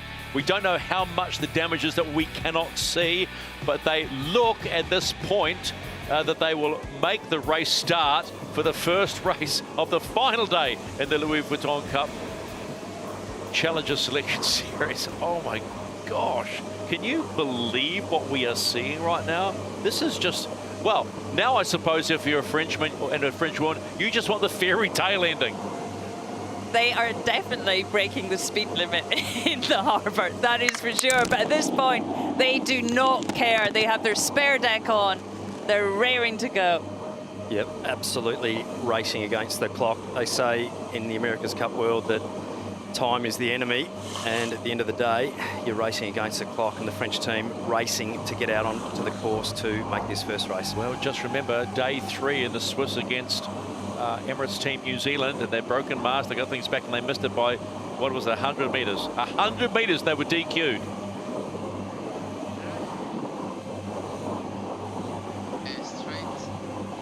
So they are being towed out onto the race course. Let's take you back. The weather has been horrible for most of the day here in Barcelona. It was really, really bad. At about 12:30 we got the call. Everybody had to come in. Everybody had to come back in because of the fear of lightning. We know what that can do to a boat. Then it started to cloud. Then we discovered that Orient Express Racing, who was being literally ripped out there, had suffered a stuff. They'd gone in, they'd broken stuff underneath the boat, and then it was into fix mode. Quick fix mode. How strong boat is the question that sits in the back of my head now. Yeah, the French are renowned for their boat building skills. I would say that. They have a great shore team behind them. They know what they're doing. And yeah, I mean, this for the sailors, they have to forget about that, don't they? They have to lock on to what is going to be a really difficult racetrack and what is a must-win race. Just had a little heads up there that there's a potential delay in this start time just because of the wind limit not being achieved, the average 6.5 knot wind limit. The breeze really, really dynamic and shifting around a lot at the moment, so possibly a breath of fresh air for the French there. They'll be hoping for every little minute they can to get out on the course. They'll need to spike off, they'll need to do some checks, they'll need to do a couple of tacks, a couple of jives, make sure all the settings are working on the boat so they can actually sail the boat accurately. So Mother Nature is now playing her part. She feels bad for the French, does Mother Nature, and it looks, I'm hearing a new start time of around 3:50 local, around 3:50. So they've got a bit more gas up their sleeve now to get themselves set for this. As you heard Shirley say, win and stay alive and a potential sail-off depending what happens in the second race. Lose and it's sadly goodbye to their America's Cup dream. We can see the wind is trending down. We had a good 10 knots for a while and it just slowly edging down, but turns out you can catch a break. Really important next few minutes for Orient Express Racing, just to see how those structural repairs are holding up. Everything back to full 100% load there, so basically a commissioning period for the French here. They'll need to do a couple of manoeuvres and rolling into a manoeuvre now, so really important next couple of minutes here for the French for their whole America's Cup campaign. We knew they had busted the wand off the front from what to people at home, the wand and the importance of that? Yes, the bow wand on the front of the boat, that little stick, if you like, that's poking off the gold bowsprit there, is basically super important for the yacht. It gives the yacht all the course telemetry, all the course data, the wind data, and it's basically how the computer on the boat gives the crew on board an indication of where they need to set everything on board.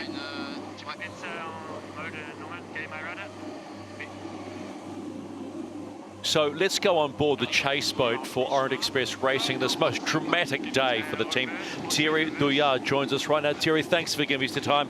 I know there must be a huge sigh of relief you're on the water, but what exactly has happened in the last 90 minutes? During our training, we had a first nosedive with a 75, and we had some structural issue and we lost the one. So we came back on the shore and we had an amazing work team and to be able to be underwater. So let's hope we can do the good race that we need today. How's your heart rate right now, Thierry? 200, mate, and at 50 years old, trust me, it's not good. All right, well, we're wishing you the best of luck. Go get him. Thanks, mate. We understand we've had another wind limit fail, so that will push the start out a little bit more. And let's just say it, give Orient Express Racing just a little bit more time to get themselves together and set themselves up. So, yeah, that, for the sake of the Cup, for the sake of the sailors, for the sake of that team and their whole shore team, the whole crew, that's massive. Super, super dynamic today, the breeze, and as Shirley said before, really, really tricky with these sort of cumulus clouds, rain, and you see the breeze there, really different across the race course, so not ideal conditions for the race management to get racing away just at the moment, which is certainly good news for the French. And then, of course, we have Emirates Britannia. Now, let's just remind folks of where the situation sits. They're sitting on 5 wins. If they get the win here, they will equal Luna Ross's target. Now, Luna Ross then have to go and beat Alinghi Red Bull Racing. So, beside all the drama of Orient Express Racing, this is actually a big race too for Ineos Britannia, because if Alinghi Red Bull Racing can beat Luna Rossa Parada Pirelli, then we've got a tie at the top, right? See what's going on here. That's the 6th team, right? So that involves Emirates Team New Zealand, but the Challenger Selection Series where you want to make it. See, look at that, 6 there. Now, Luna Rossa was to lose and GBR get the 6. Man, we're in a sail-off, but it's for first, right? Now, that's the big talking point here. It's a really dynamic day in lots of ways, isn't it? There's lots of permutations, but basically there can only be a sail-off either for first or for that last place. So hold on, everyone.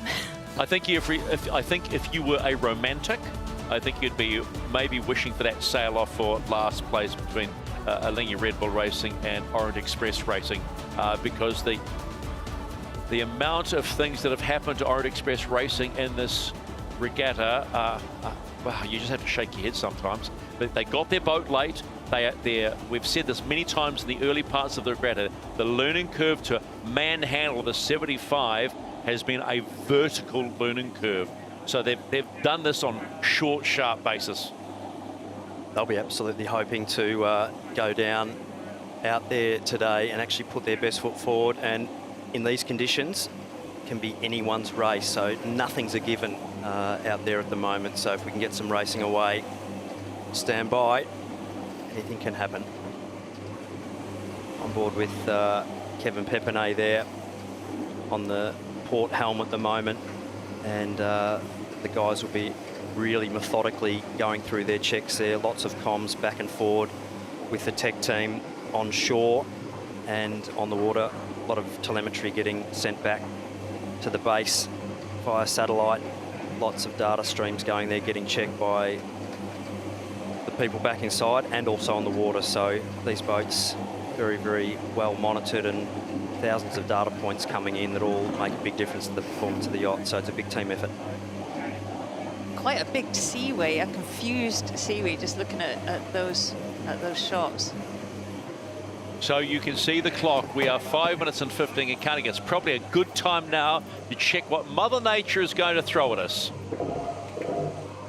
Well, there may not have been any racing just yet, but it's been an action-packed afternoon here in Barcelona in lots of ways, including the weather. The torrential rain has passed, and out the back of it, we currently have sunshine, a big seaway, and between 6 and occasionally 10 knots from the northeast. But confidence in this sticking around or blowing from one direction is not super high.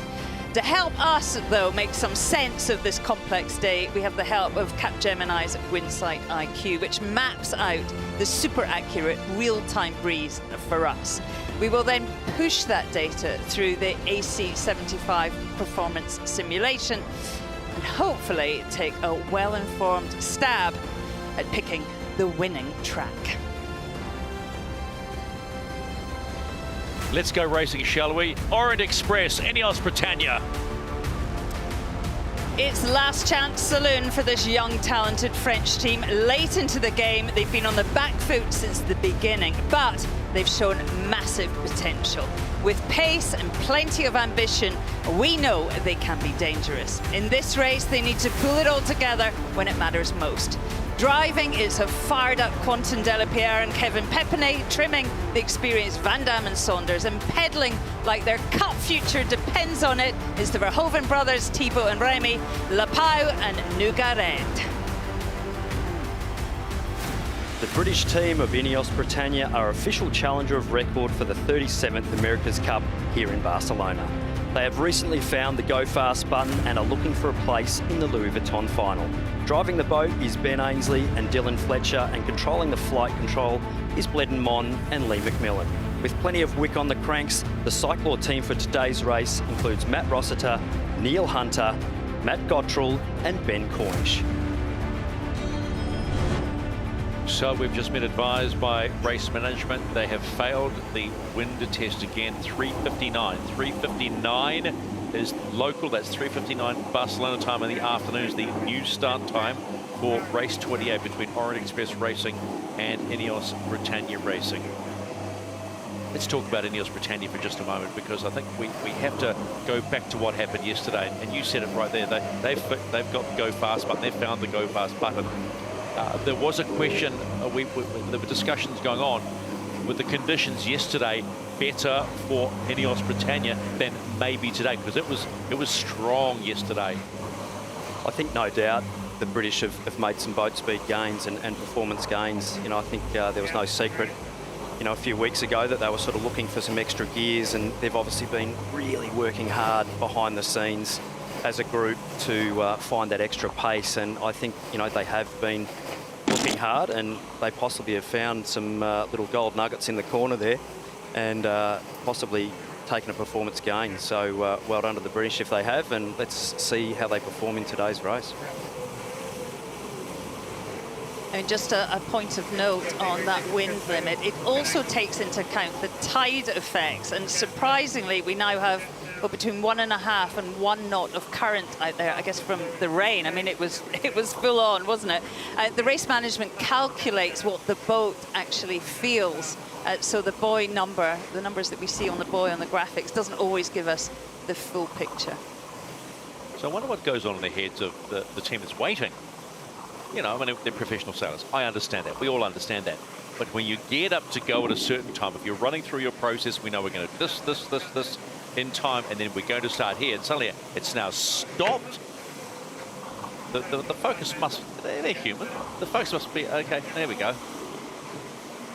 Lots of thoughts. Always, when you're waiting, you know, you're basically looking at what weather, what wind conditions, and what sea state you're going to be sailing. So lots of communication back and forth to the chase boat and to the weather team, and a lot of things to think about, particularly in your sail selection. It's speaking of chase boats, let's go to Chase Zero. He's probably been, well, happy that he's back out on the water after having to come in. Peter Lester, how's the lounge? And what does the weather look like from where you're sitting, bud? Let's say the lounge is a little bit unsettled. That would be the understatement. It's probably the roughest day I've seen out here in the 3 weeks that we've been here so far. And it's more that the sea state, the frequency is really narrow together. So coupled with this very, very light breeze, which at the top mark, we're at the top of the course at the moment, there's a big right-hand shift. I think this is going to be a problem for Ian Murray to get this off on time, or off at just after 3 o'clock. So yeah, it's really unstable, and this really rough seaway makes it tricky so late in the afternoon. Thanks, Pete.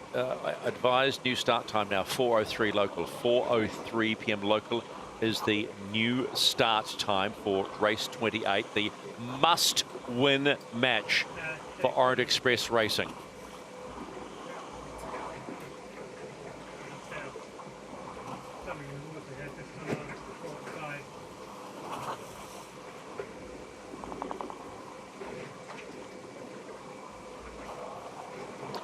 Orient Express Racing entered this regatta as the great unknown. The French have been playing a huge game of catch-up, and they were the last syndicate to get on the water in an AC 75. But that man there, trimmer Mathieu Van Damme, is confident they can make their boat fly and avoid elimination in the round robin series.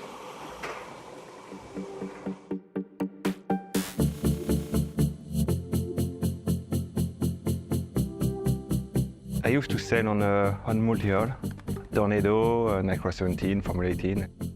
And after I start to be a professional sailor with Spindrift on the Tour de France. And after GC32 and America's Cup with Frank Camas in Groupama. So today I'm here. For sure, to be part of this team, I'm really proud of it. It's a really good team, a good group of sailors. We have a really nice boat. I'm really lucky to be here, to be part of it, to be able to work with this guy, to sail every day on this boat. I take day after day, but I really enjoy it. Matthew is very good because he's very methodical, puts his ego to the side, and he's very open to learning. And for me, that's super important because you know, we're there as a team. Mentally, to do that, to fly the boat, I think we need to stay focused on a really simple thing and just respect the process. You know, every maneuvers, every track, every jibe. I think we can do only good jibes and good maneuvers when everyone on board respects the process. We get to see the data from each side of the boat, so we've got actually a lot that we can improve together. How fast the boat's going, the angles we're sailing, and we can see what we're doing on the boat. So you can't hide, and you've got to be performing every day. That's what's tough about the America's Cup. It's a lot of sailing days, and you've got to be switched on, focused every day. Yeah, sailing on this boat, on this flying monohull, it's not like sailing like a usual boat. We are playing with a lot of button and joystick just to adjust a lot of small things, really accurate, but we need to be accurate at this speed. We used to say it's like a racing car, but I think it's closer to the racing car than a usual boat. And we used to sail the fastest boat used to win. And I think we could have the fastest boat. And everybody in this team is really motivated. So with a good team, a good boat, I think we are allowed to dream to win the America's Cup.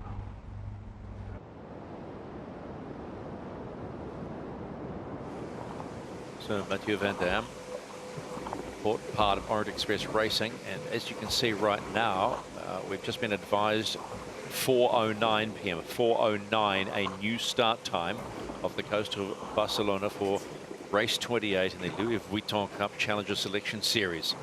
I wonder, here's a question for you. I wonder the longer it goes on for Orient Express Racing, the longer they get a chance just to check everything over and feel good about themselves and then start to rebuild that, oh, not again, but to start to rebuild that racing confidence.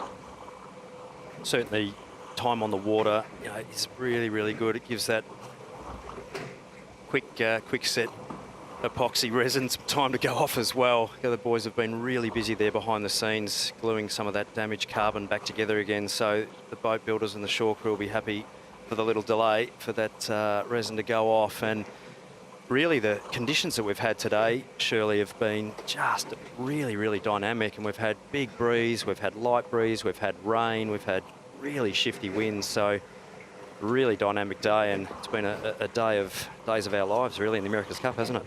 It's felt like that, hasn't it? We haven't had any racing yet, and I think there's more to come. I mean, look at what's a great shot is the mountains and the clouds. There's a lot of weather around today, and there's definitely more to come. But right now we are in hold mode. We are in hold mode for race 28 of the Louis Vuitton Cup Challenger Selection Series.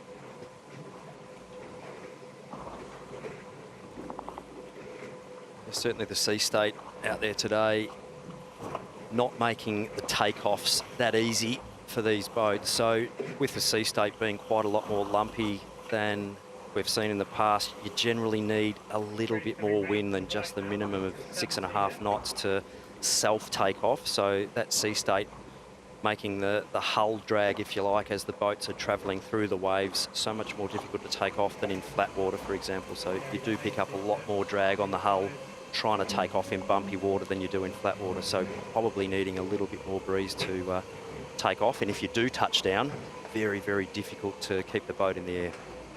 And that spot of current, knot and a half, are they going to notice that? Not so much. That current, if you like, is basically like a moving carpet right across the course area. So what it does do is, if the effective wind that you're seeing on the rig, depending on which way that current's actually going, either makes the breeze slightly more or slightly less.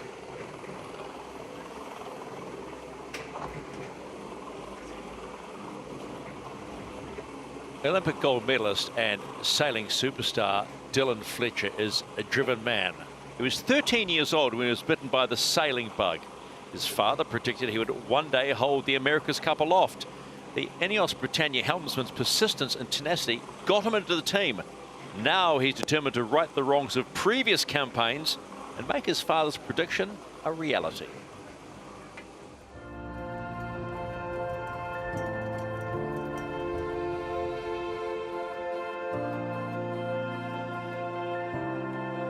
Yeah, I guess for me, sailing is something that I picked up a bit later than other people. Sort of started racing at 13 and instantly fell in love with the racing side, being competitive, but also that freedom of being able to be on the water, being away from your parents and all of that. So the dream, you know, when we were sailing in 29ers was to go and win, you know, a 49er gold medal and then go on to win the America's Cup for Great Britain. So to be sat here now helming alongside Ben and Ineos Britannia with that opportunity ahead of us is very exciting. So yeah, I don't think I can quite put it into words how big a deal it is, but I guess now is a time to make it happen and really deliver where we need to.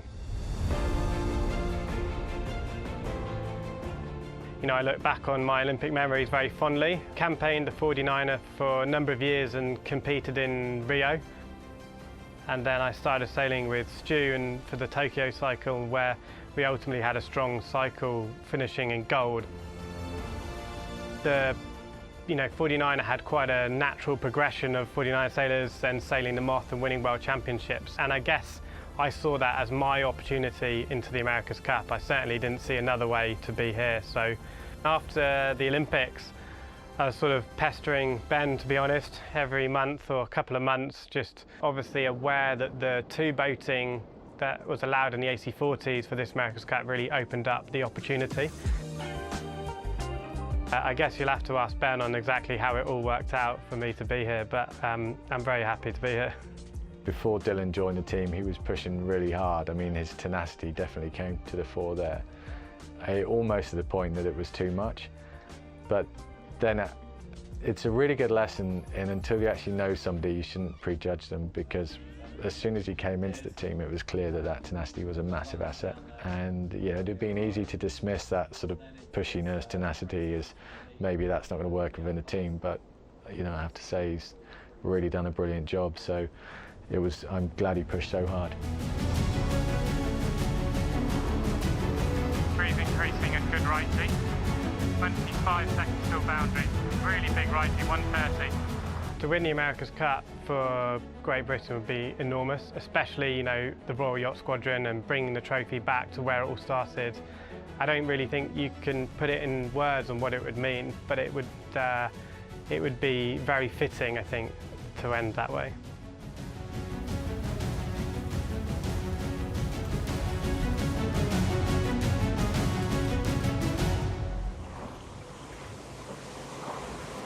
Dylan Fletcher on port, helm of Ineos Britannia, Sir Ben Ainslie on starboard helm. Shirley, is it fun fact time?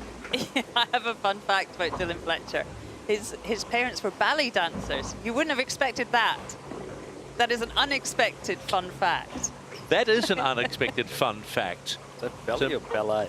Ballet. So maybe he is nimble of foot? He is nimble of foot, and he's an extraordinary talent. I mean, I was privileged to see him win his gold medal in Tokyo. And as Ben said, I mean, he was tenacious. He phoned up Ben regularly to get a spot on that team. He saw the pathway of other sailors, the 49er sailors, you know, who won the skiff gold, Pete and Blair, Nathan. He won the Moth World because that's what they did. He kept phoning up Ben, and eventually Ben gave in. And here he is in America's Cup helm and doing great. I wonder if you asked for a profile and question him, by the way, your parents were ballet dancers. What will you bring to the table with that? He's brought plenty to the table. Old Twinkle Toes, Dylan Fletcher. I can see how this is going to go for him down the track. But, I was waiting for the dad joke. No, hats off to Dylan. Anyone that can sail a moth well gets a tip of the hat in my world. So if he can dance, I'm sure he won't have much trouble dancing better than me or you, Stephen. A couple of left feet here. Just an update from race management. It's a critical update too. They have changed the start time for race 28 for 15 minutes time, which will be 4:20 p.m. local. They have said quite simply, start time now, 16:20. We will abandon for the day if this race doesn't start at that time. Now, if you're Orient Express Racing, I'd be going, okay, they're looking to the sky and saying, I don't want to see any wind.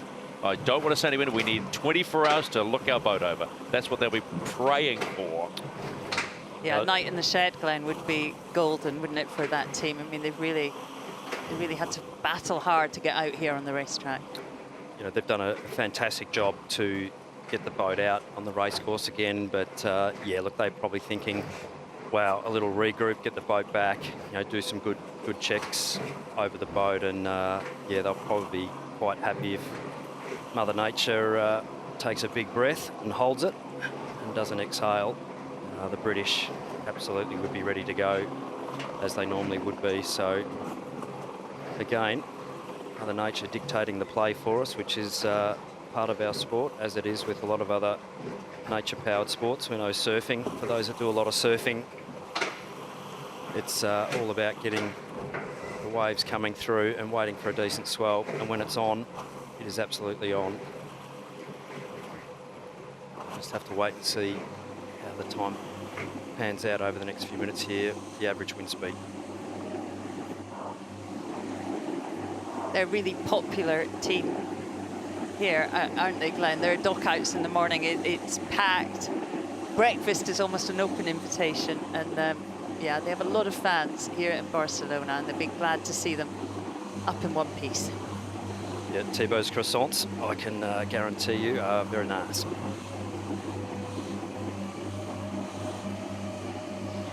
The ability to cope with pressure is a defining characteristic of elite athletes. Think about France's Quentin Dulepierre.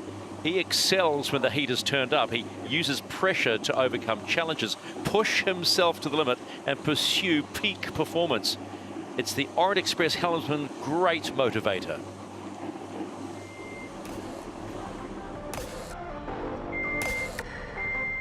You know, I used to say that if there is no pressure, you are not in the right league or in the right place. I mean, when you are a high-level athlete, you are always looking for the very best league or the very best championship. I feel really good when I feel pressure because I know I'm in the right place. I mean, it's just part of the game and you have to deal with.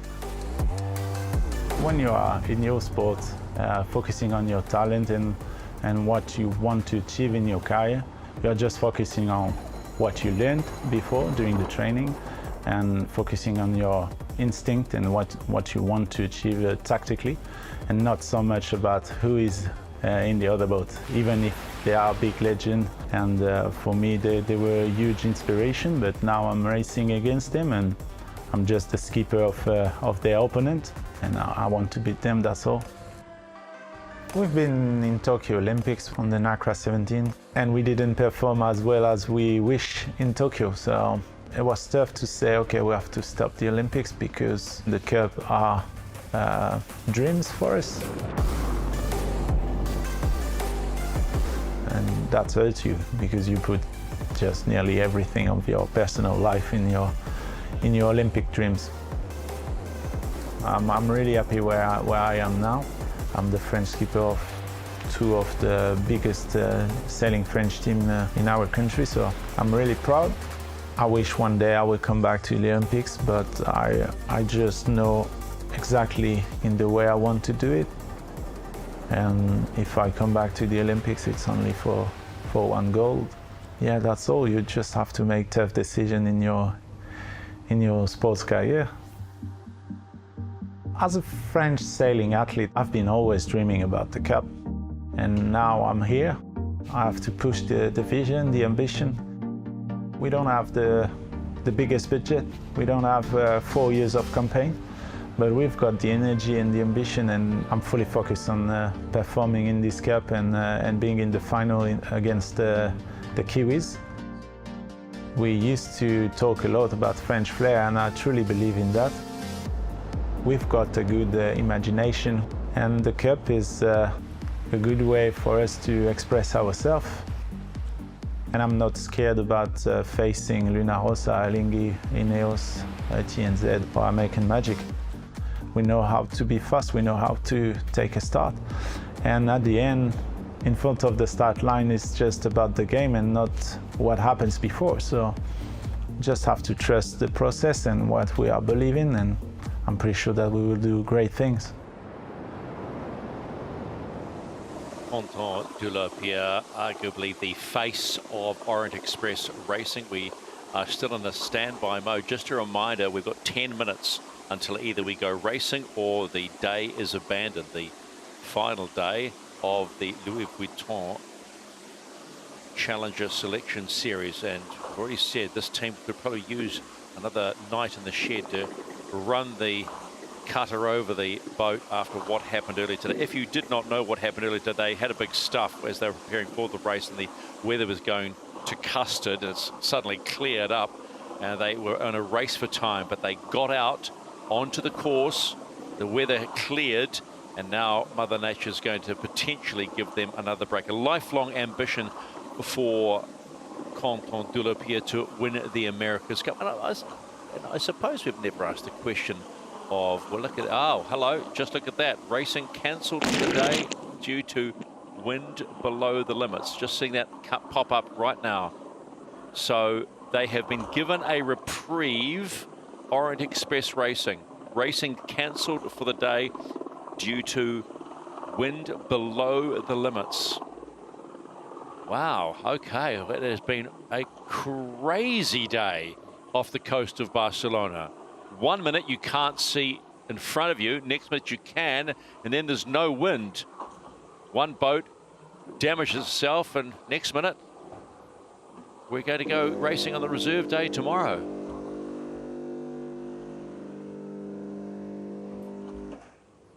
Wow. It's certainly been one of those days here in Barcelona today, and I think in many ways the French will be breathing a sigh of relief to get that lovely blue boat back in the shed for some good checkovers, and the battle will continue tomorrow for them racing against the British, Shirley. Yeah, and a shout out to their support team. What an effort. They got them onto the racetrack on time. Massive shout out to them.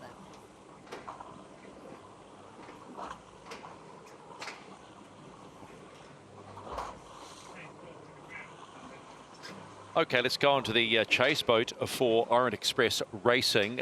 Thierry Douillard joins us. Well, Thierry, what do you think? Would you have been happy racing, or are you happy for the extra time to check the boat over? We're going to be honest and fair. We are very happy that we can put our baby back in the shed and to check what we have to check. I want to highlight the fact that our short team made an amazing job to be able to be on time for the first race today, if it's going through. So, but we are not 100% sure that it's going to hold for the race. So it's good that we have our little baby going back in the shed and to be ready for a very good day tomorrow. So we can assume now that your heart rate has come below 200 now, and you'll be happy to get back there, huh? Yeah, I'm 50, but I'm still young. I'm already back to 50, so all good, mate. Oh, you're super fit. What a show-off. Hey, congratulations to the shore team for getting the boat out there, and we will see you tomorrow. Thanks, mate. Thanks again for them. Thanks.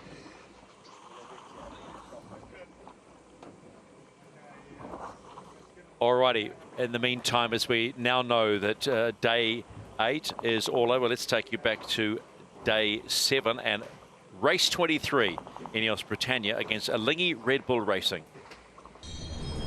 And Ineos Britannia coming on board, they've got to come in at 2 minutes and 10, cannot come in beforehand. Oh, on the money, got the green light. Coming at starboard will be Alinghi Red Bull Racing. They too look good. They'll get the green light. You'll see the bar light up. And they are good to go as well. We've got a race. Vuitton left here. Yours. Is going for circle. Okay, yours. Slightly lighter. Fully made. Keeping you. British going into a circle here, so a little bit more breeze now. We'll see a few more manoeuvres now that the breeze is getting up. 42 Bandry. 105 for the pin. Pressure coming down on the right. All the way around. Very happy to start to go up. Feeling on it. So going up here. Diving now is quite further away from 50 for the and the left is still pin bias. Time to go. Yes. Your wheel here. My wheel. Max Bachelin calling a little bit of pin bias and a lefty. Might tempt them to lead back and on that left-hand side. Both boats trying to get the advantage over their opponent here, so trying to force the other boat into a decision and a mistake. Go past if you want, go past. It's coming up. The British there, the giveaway boat. 20 for the boat. 6 for the boat. Down. 8 down. It's all about mathematics, isn't it? Time and distance, boat speed.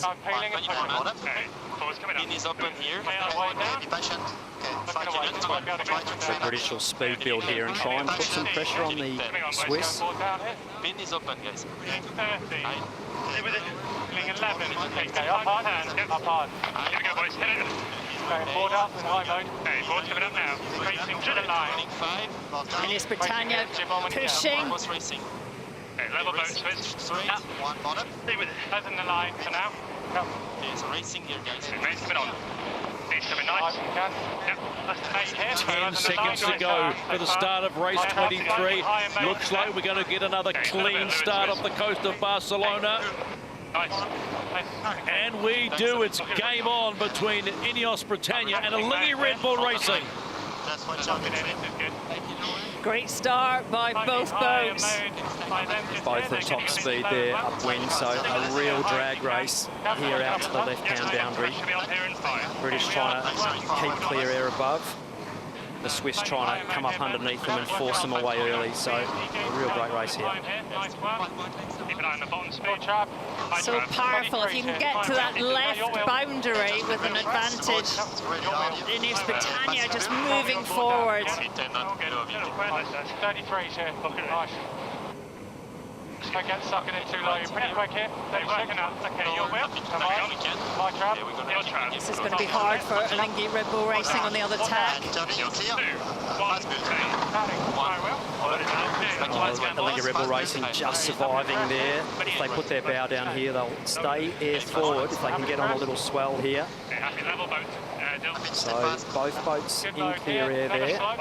Slight advantage to the British. They'll be in a fast mode here, trying to put the bow down and get across the front of Alinghi Red Bull Racing. Alinghi Red Bull Racing just trying to keep their air clear and survive here. Dylan Fletcher helming Ineos Britannia on port side, pushing down, giving maximum bad air to the Swiss.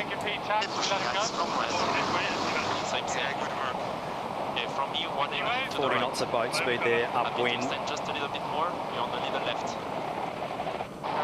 British doing a great job at the moment, controlling the race.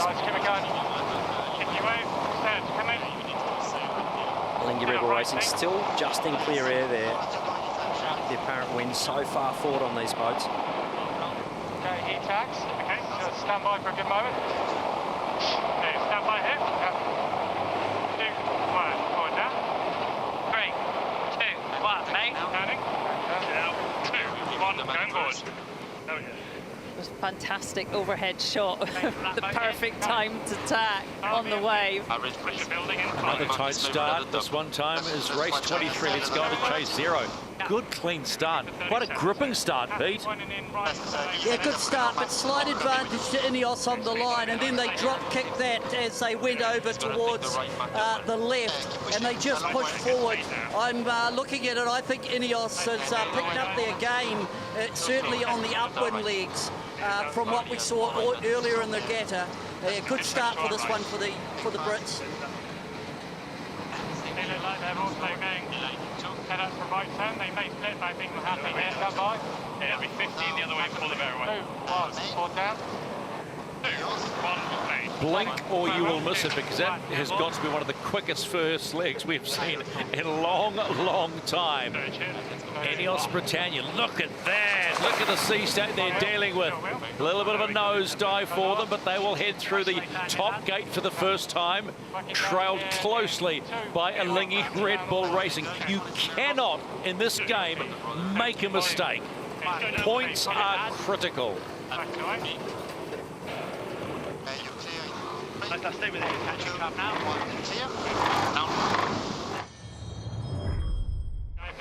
Very, very difficult conditions, and both teams sailing really nicely at the moment. British just getting a little tow away there and a little puff, Shirley. Lead extending there.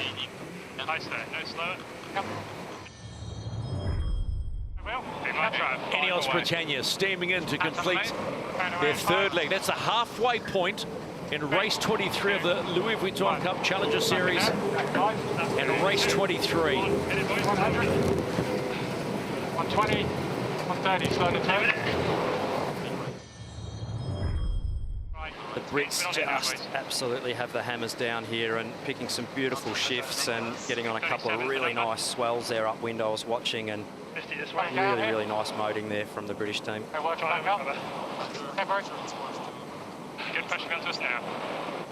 Ben Ainsley steering the boat there at the moment, and Lee McMillan and Bledden Mon looking down above there, and Cyclor's working hard, powering the sails there. You can just see how much flatter the sail setup is once you get up to speed compared to the exits of the manoeuvres. So big gear changes there and really accurate trim. Boat's looking good.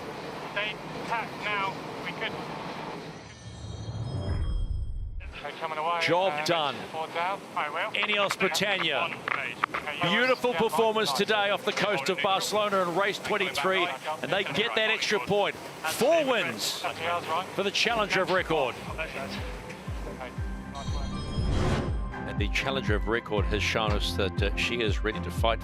Just briefly, Shirley, Britannia looks good, doesn't she?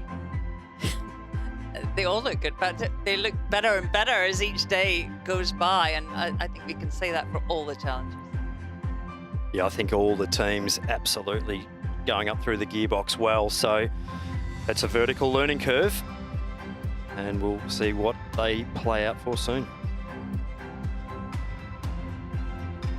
They are the most technologically advanced sailing fleet on the planet, and they're battling it out on the waters off Barcelona. The AC-75's had quite the tune-up since the last Cup. It's lighter, quicker, and more manoeuvrable. So what's changed, and what will the new protocol mean for this year's regatta? The yacht for the 37th America's Cup is an AC-75, but it's the new improved AC-75. The boats are about 1 ton lighter. The weight was mainly taken out of the foils. One of the ways we reduced the total weight of the boat was also to reduce the crew from 11 to 8. I think with these changes in mind, the AC-75 should perform a lot better in the lower wind speeds. We want the race to be decided by the sailors and the boat design, not the weather forecast. The masts, rigging, foil cant arms and the hydraulic cant system are all standard components across all of the boats. The foil wings are what's carrying the entire weight of the boat. The foil wings this campaign have grown from 4 metres to 4.5 metres in length, so they're now longer and skinnier. And this time the teams are only allowed to build 3 foils for their AC-75s. and this is where the game can be lost or won. The rudder has two tasks. The first task is to control the direction in which we sail. And the second one is to stabilize the pitch angle at which the boat is sailing. It's the same as the tail wing on a plane. Everything that moves under the water is hydraulically controlled, but this is powered by batteries.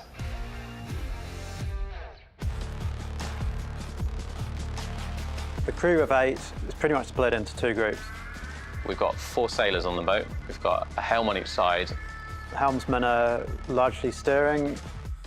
And the trimmers are controlling the foils, the flight altitude of the boat. And then there'll be 4 Cyclors, 2 on each side. Their job is to provide the power to move all of the different sail controls, and this happens via the hydraulic system. The hull is principally about aerodynamics, but also all of the systems we need to fit into that. So the control systems are more complex this time, such that with a single push of a button, the sailors can do several things at the same time. Put your head inside one of those AC-75s, you would be absolutely amazed at what goes on to make those boats work. Like, they are quite something. They are a serious piece of engineering. In this protocol, you're only allowed to build one AC-75, but it does put a lot of pressure on the team, specifically the design team, because you've only got one bullet really to fire. We still call it a boat, we call it a hull, but yeah, it's closer to an aeroplane. And they are magnificent to watch, even when sometimes you don't get to see them, because if you stand next to one of them, they are magnificent. All right, time to wrap a day that was full of drama. Quickly to Peter Lester on Chase Zero. Pete, a tough day, but a reprieve for the French. Well, yeah, a big let-off for the French, and I think that's a good thing. We want to see this regatta finish for them, or they stay in it on a happy ending, not a tough one like that through a breakage. Yeah, I think even Thierry Douillard said they're pretty happy. Quote, gets my baby back in the shed, Glenn. But boy, they worked hard, didn't they? Oh, look, they certainly did. And, the shore crew and the boat building crew, massive part of all these campaigns. And they will be absolutely looking forward to getting that boat back in the shed tonight, giving it a once-over, giving it a birthday, and coming out swinging tomorrow for sure. It was a great example of actually what the America's Cup is about. It's not just about the 8 guys on the yacht, it is all of that, and it was fantastic watching them spring into action and get them ready and on the racetrack in time. Yeah. So impressive. It was all of that and more, you might say, because we've had a crazy old time in this Emirates Cup so far, with Emirates going right back to being dropped on the cradle, and then this happening and all sorts of things. But that's what makes the America's Cup the America's Cup, and we wouldn't have it any other way. But you know what? Tomorrow is going to be another day on the road to the Louis Vuitton Cup, because that's what it's all about. Win this trophy. You're the one team left standing against the defender, Emirates Team New Zealand, and that match starts October 12, live around the world. So let's take a look at the standings. That's the 6-team standings. Look at that. Linda Rossa, Prada, Pirelli, and Emirates Team New Zealand on 7. But the important one, this is the one we're still holding our breath for. Can France get up tomorrow, throw a punch, and beat Ineos Britannia? And can the Swiss get up and maybe deny them and beat Linda Rossa, Prada, Pirelli? What a day we have in store for you. And that's what it looks like tomorrow, okay? It's going to be a busy old day, and maybe, just maybe, a sail-off.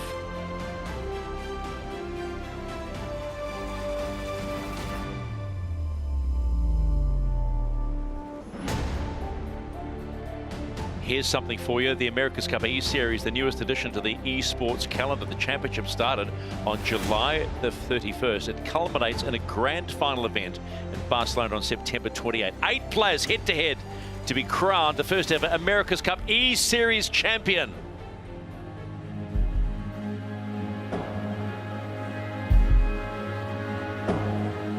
So there you have it. A beautiful day. It wasn't in Barcelona. Those are glorious pictures, though, of a city that has embraced the America's Cup, the 37th edition, brought to you by Louis Vuitton, and we are certainly looking forward to racing tomorrow. What will go through the heads of the French tomorrow? What are the British thinking? They've found a lot of speed. They will want to put, shall we say, the French to sleep, but they have worked so hard today to get their baby back on the water. They'll have a good 24 hours now at least to take a look and get everything right and ship shape, you might say, for racing tomorrow, and we cannot wait for it. The final day, we hope, of the Louis Vuitton Cup Challenger Selection Series, live around the world. See you tomorrow.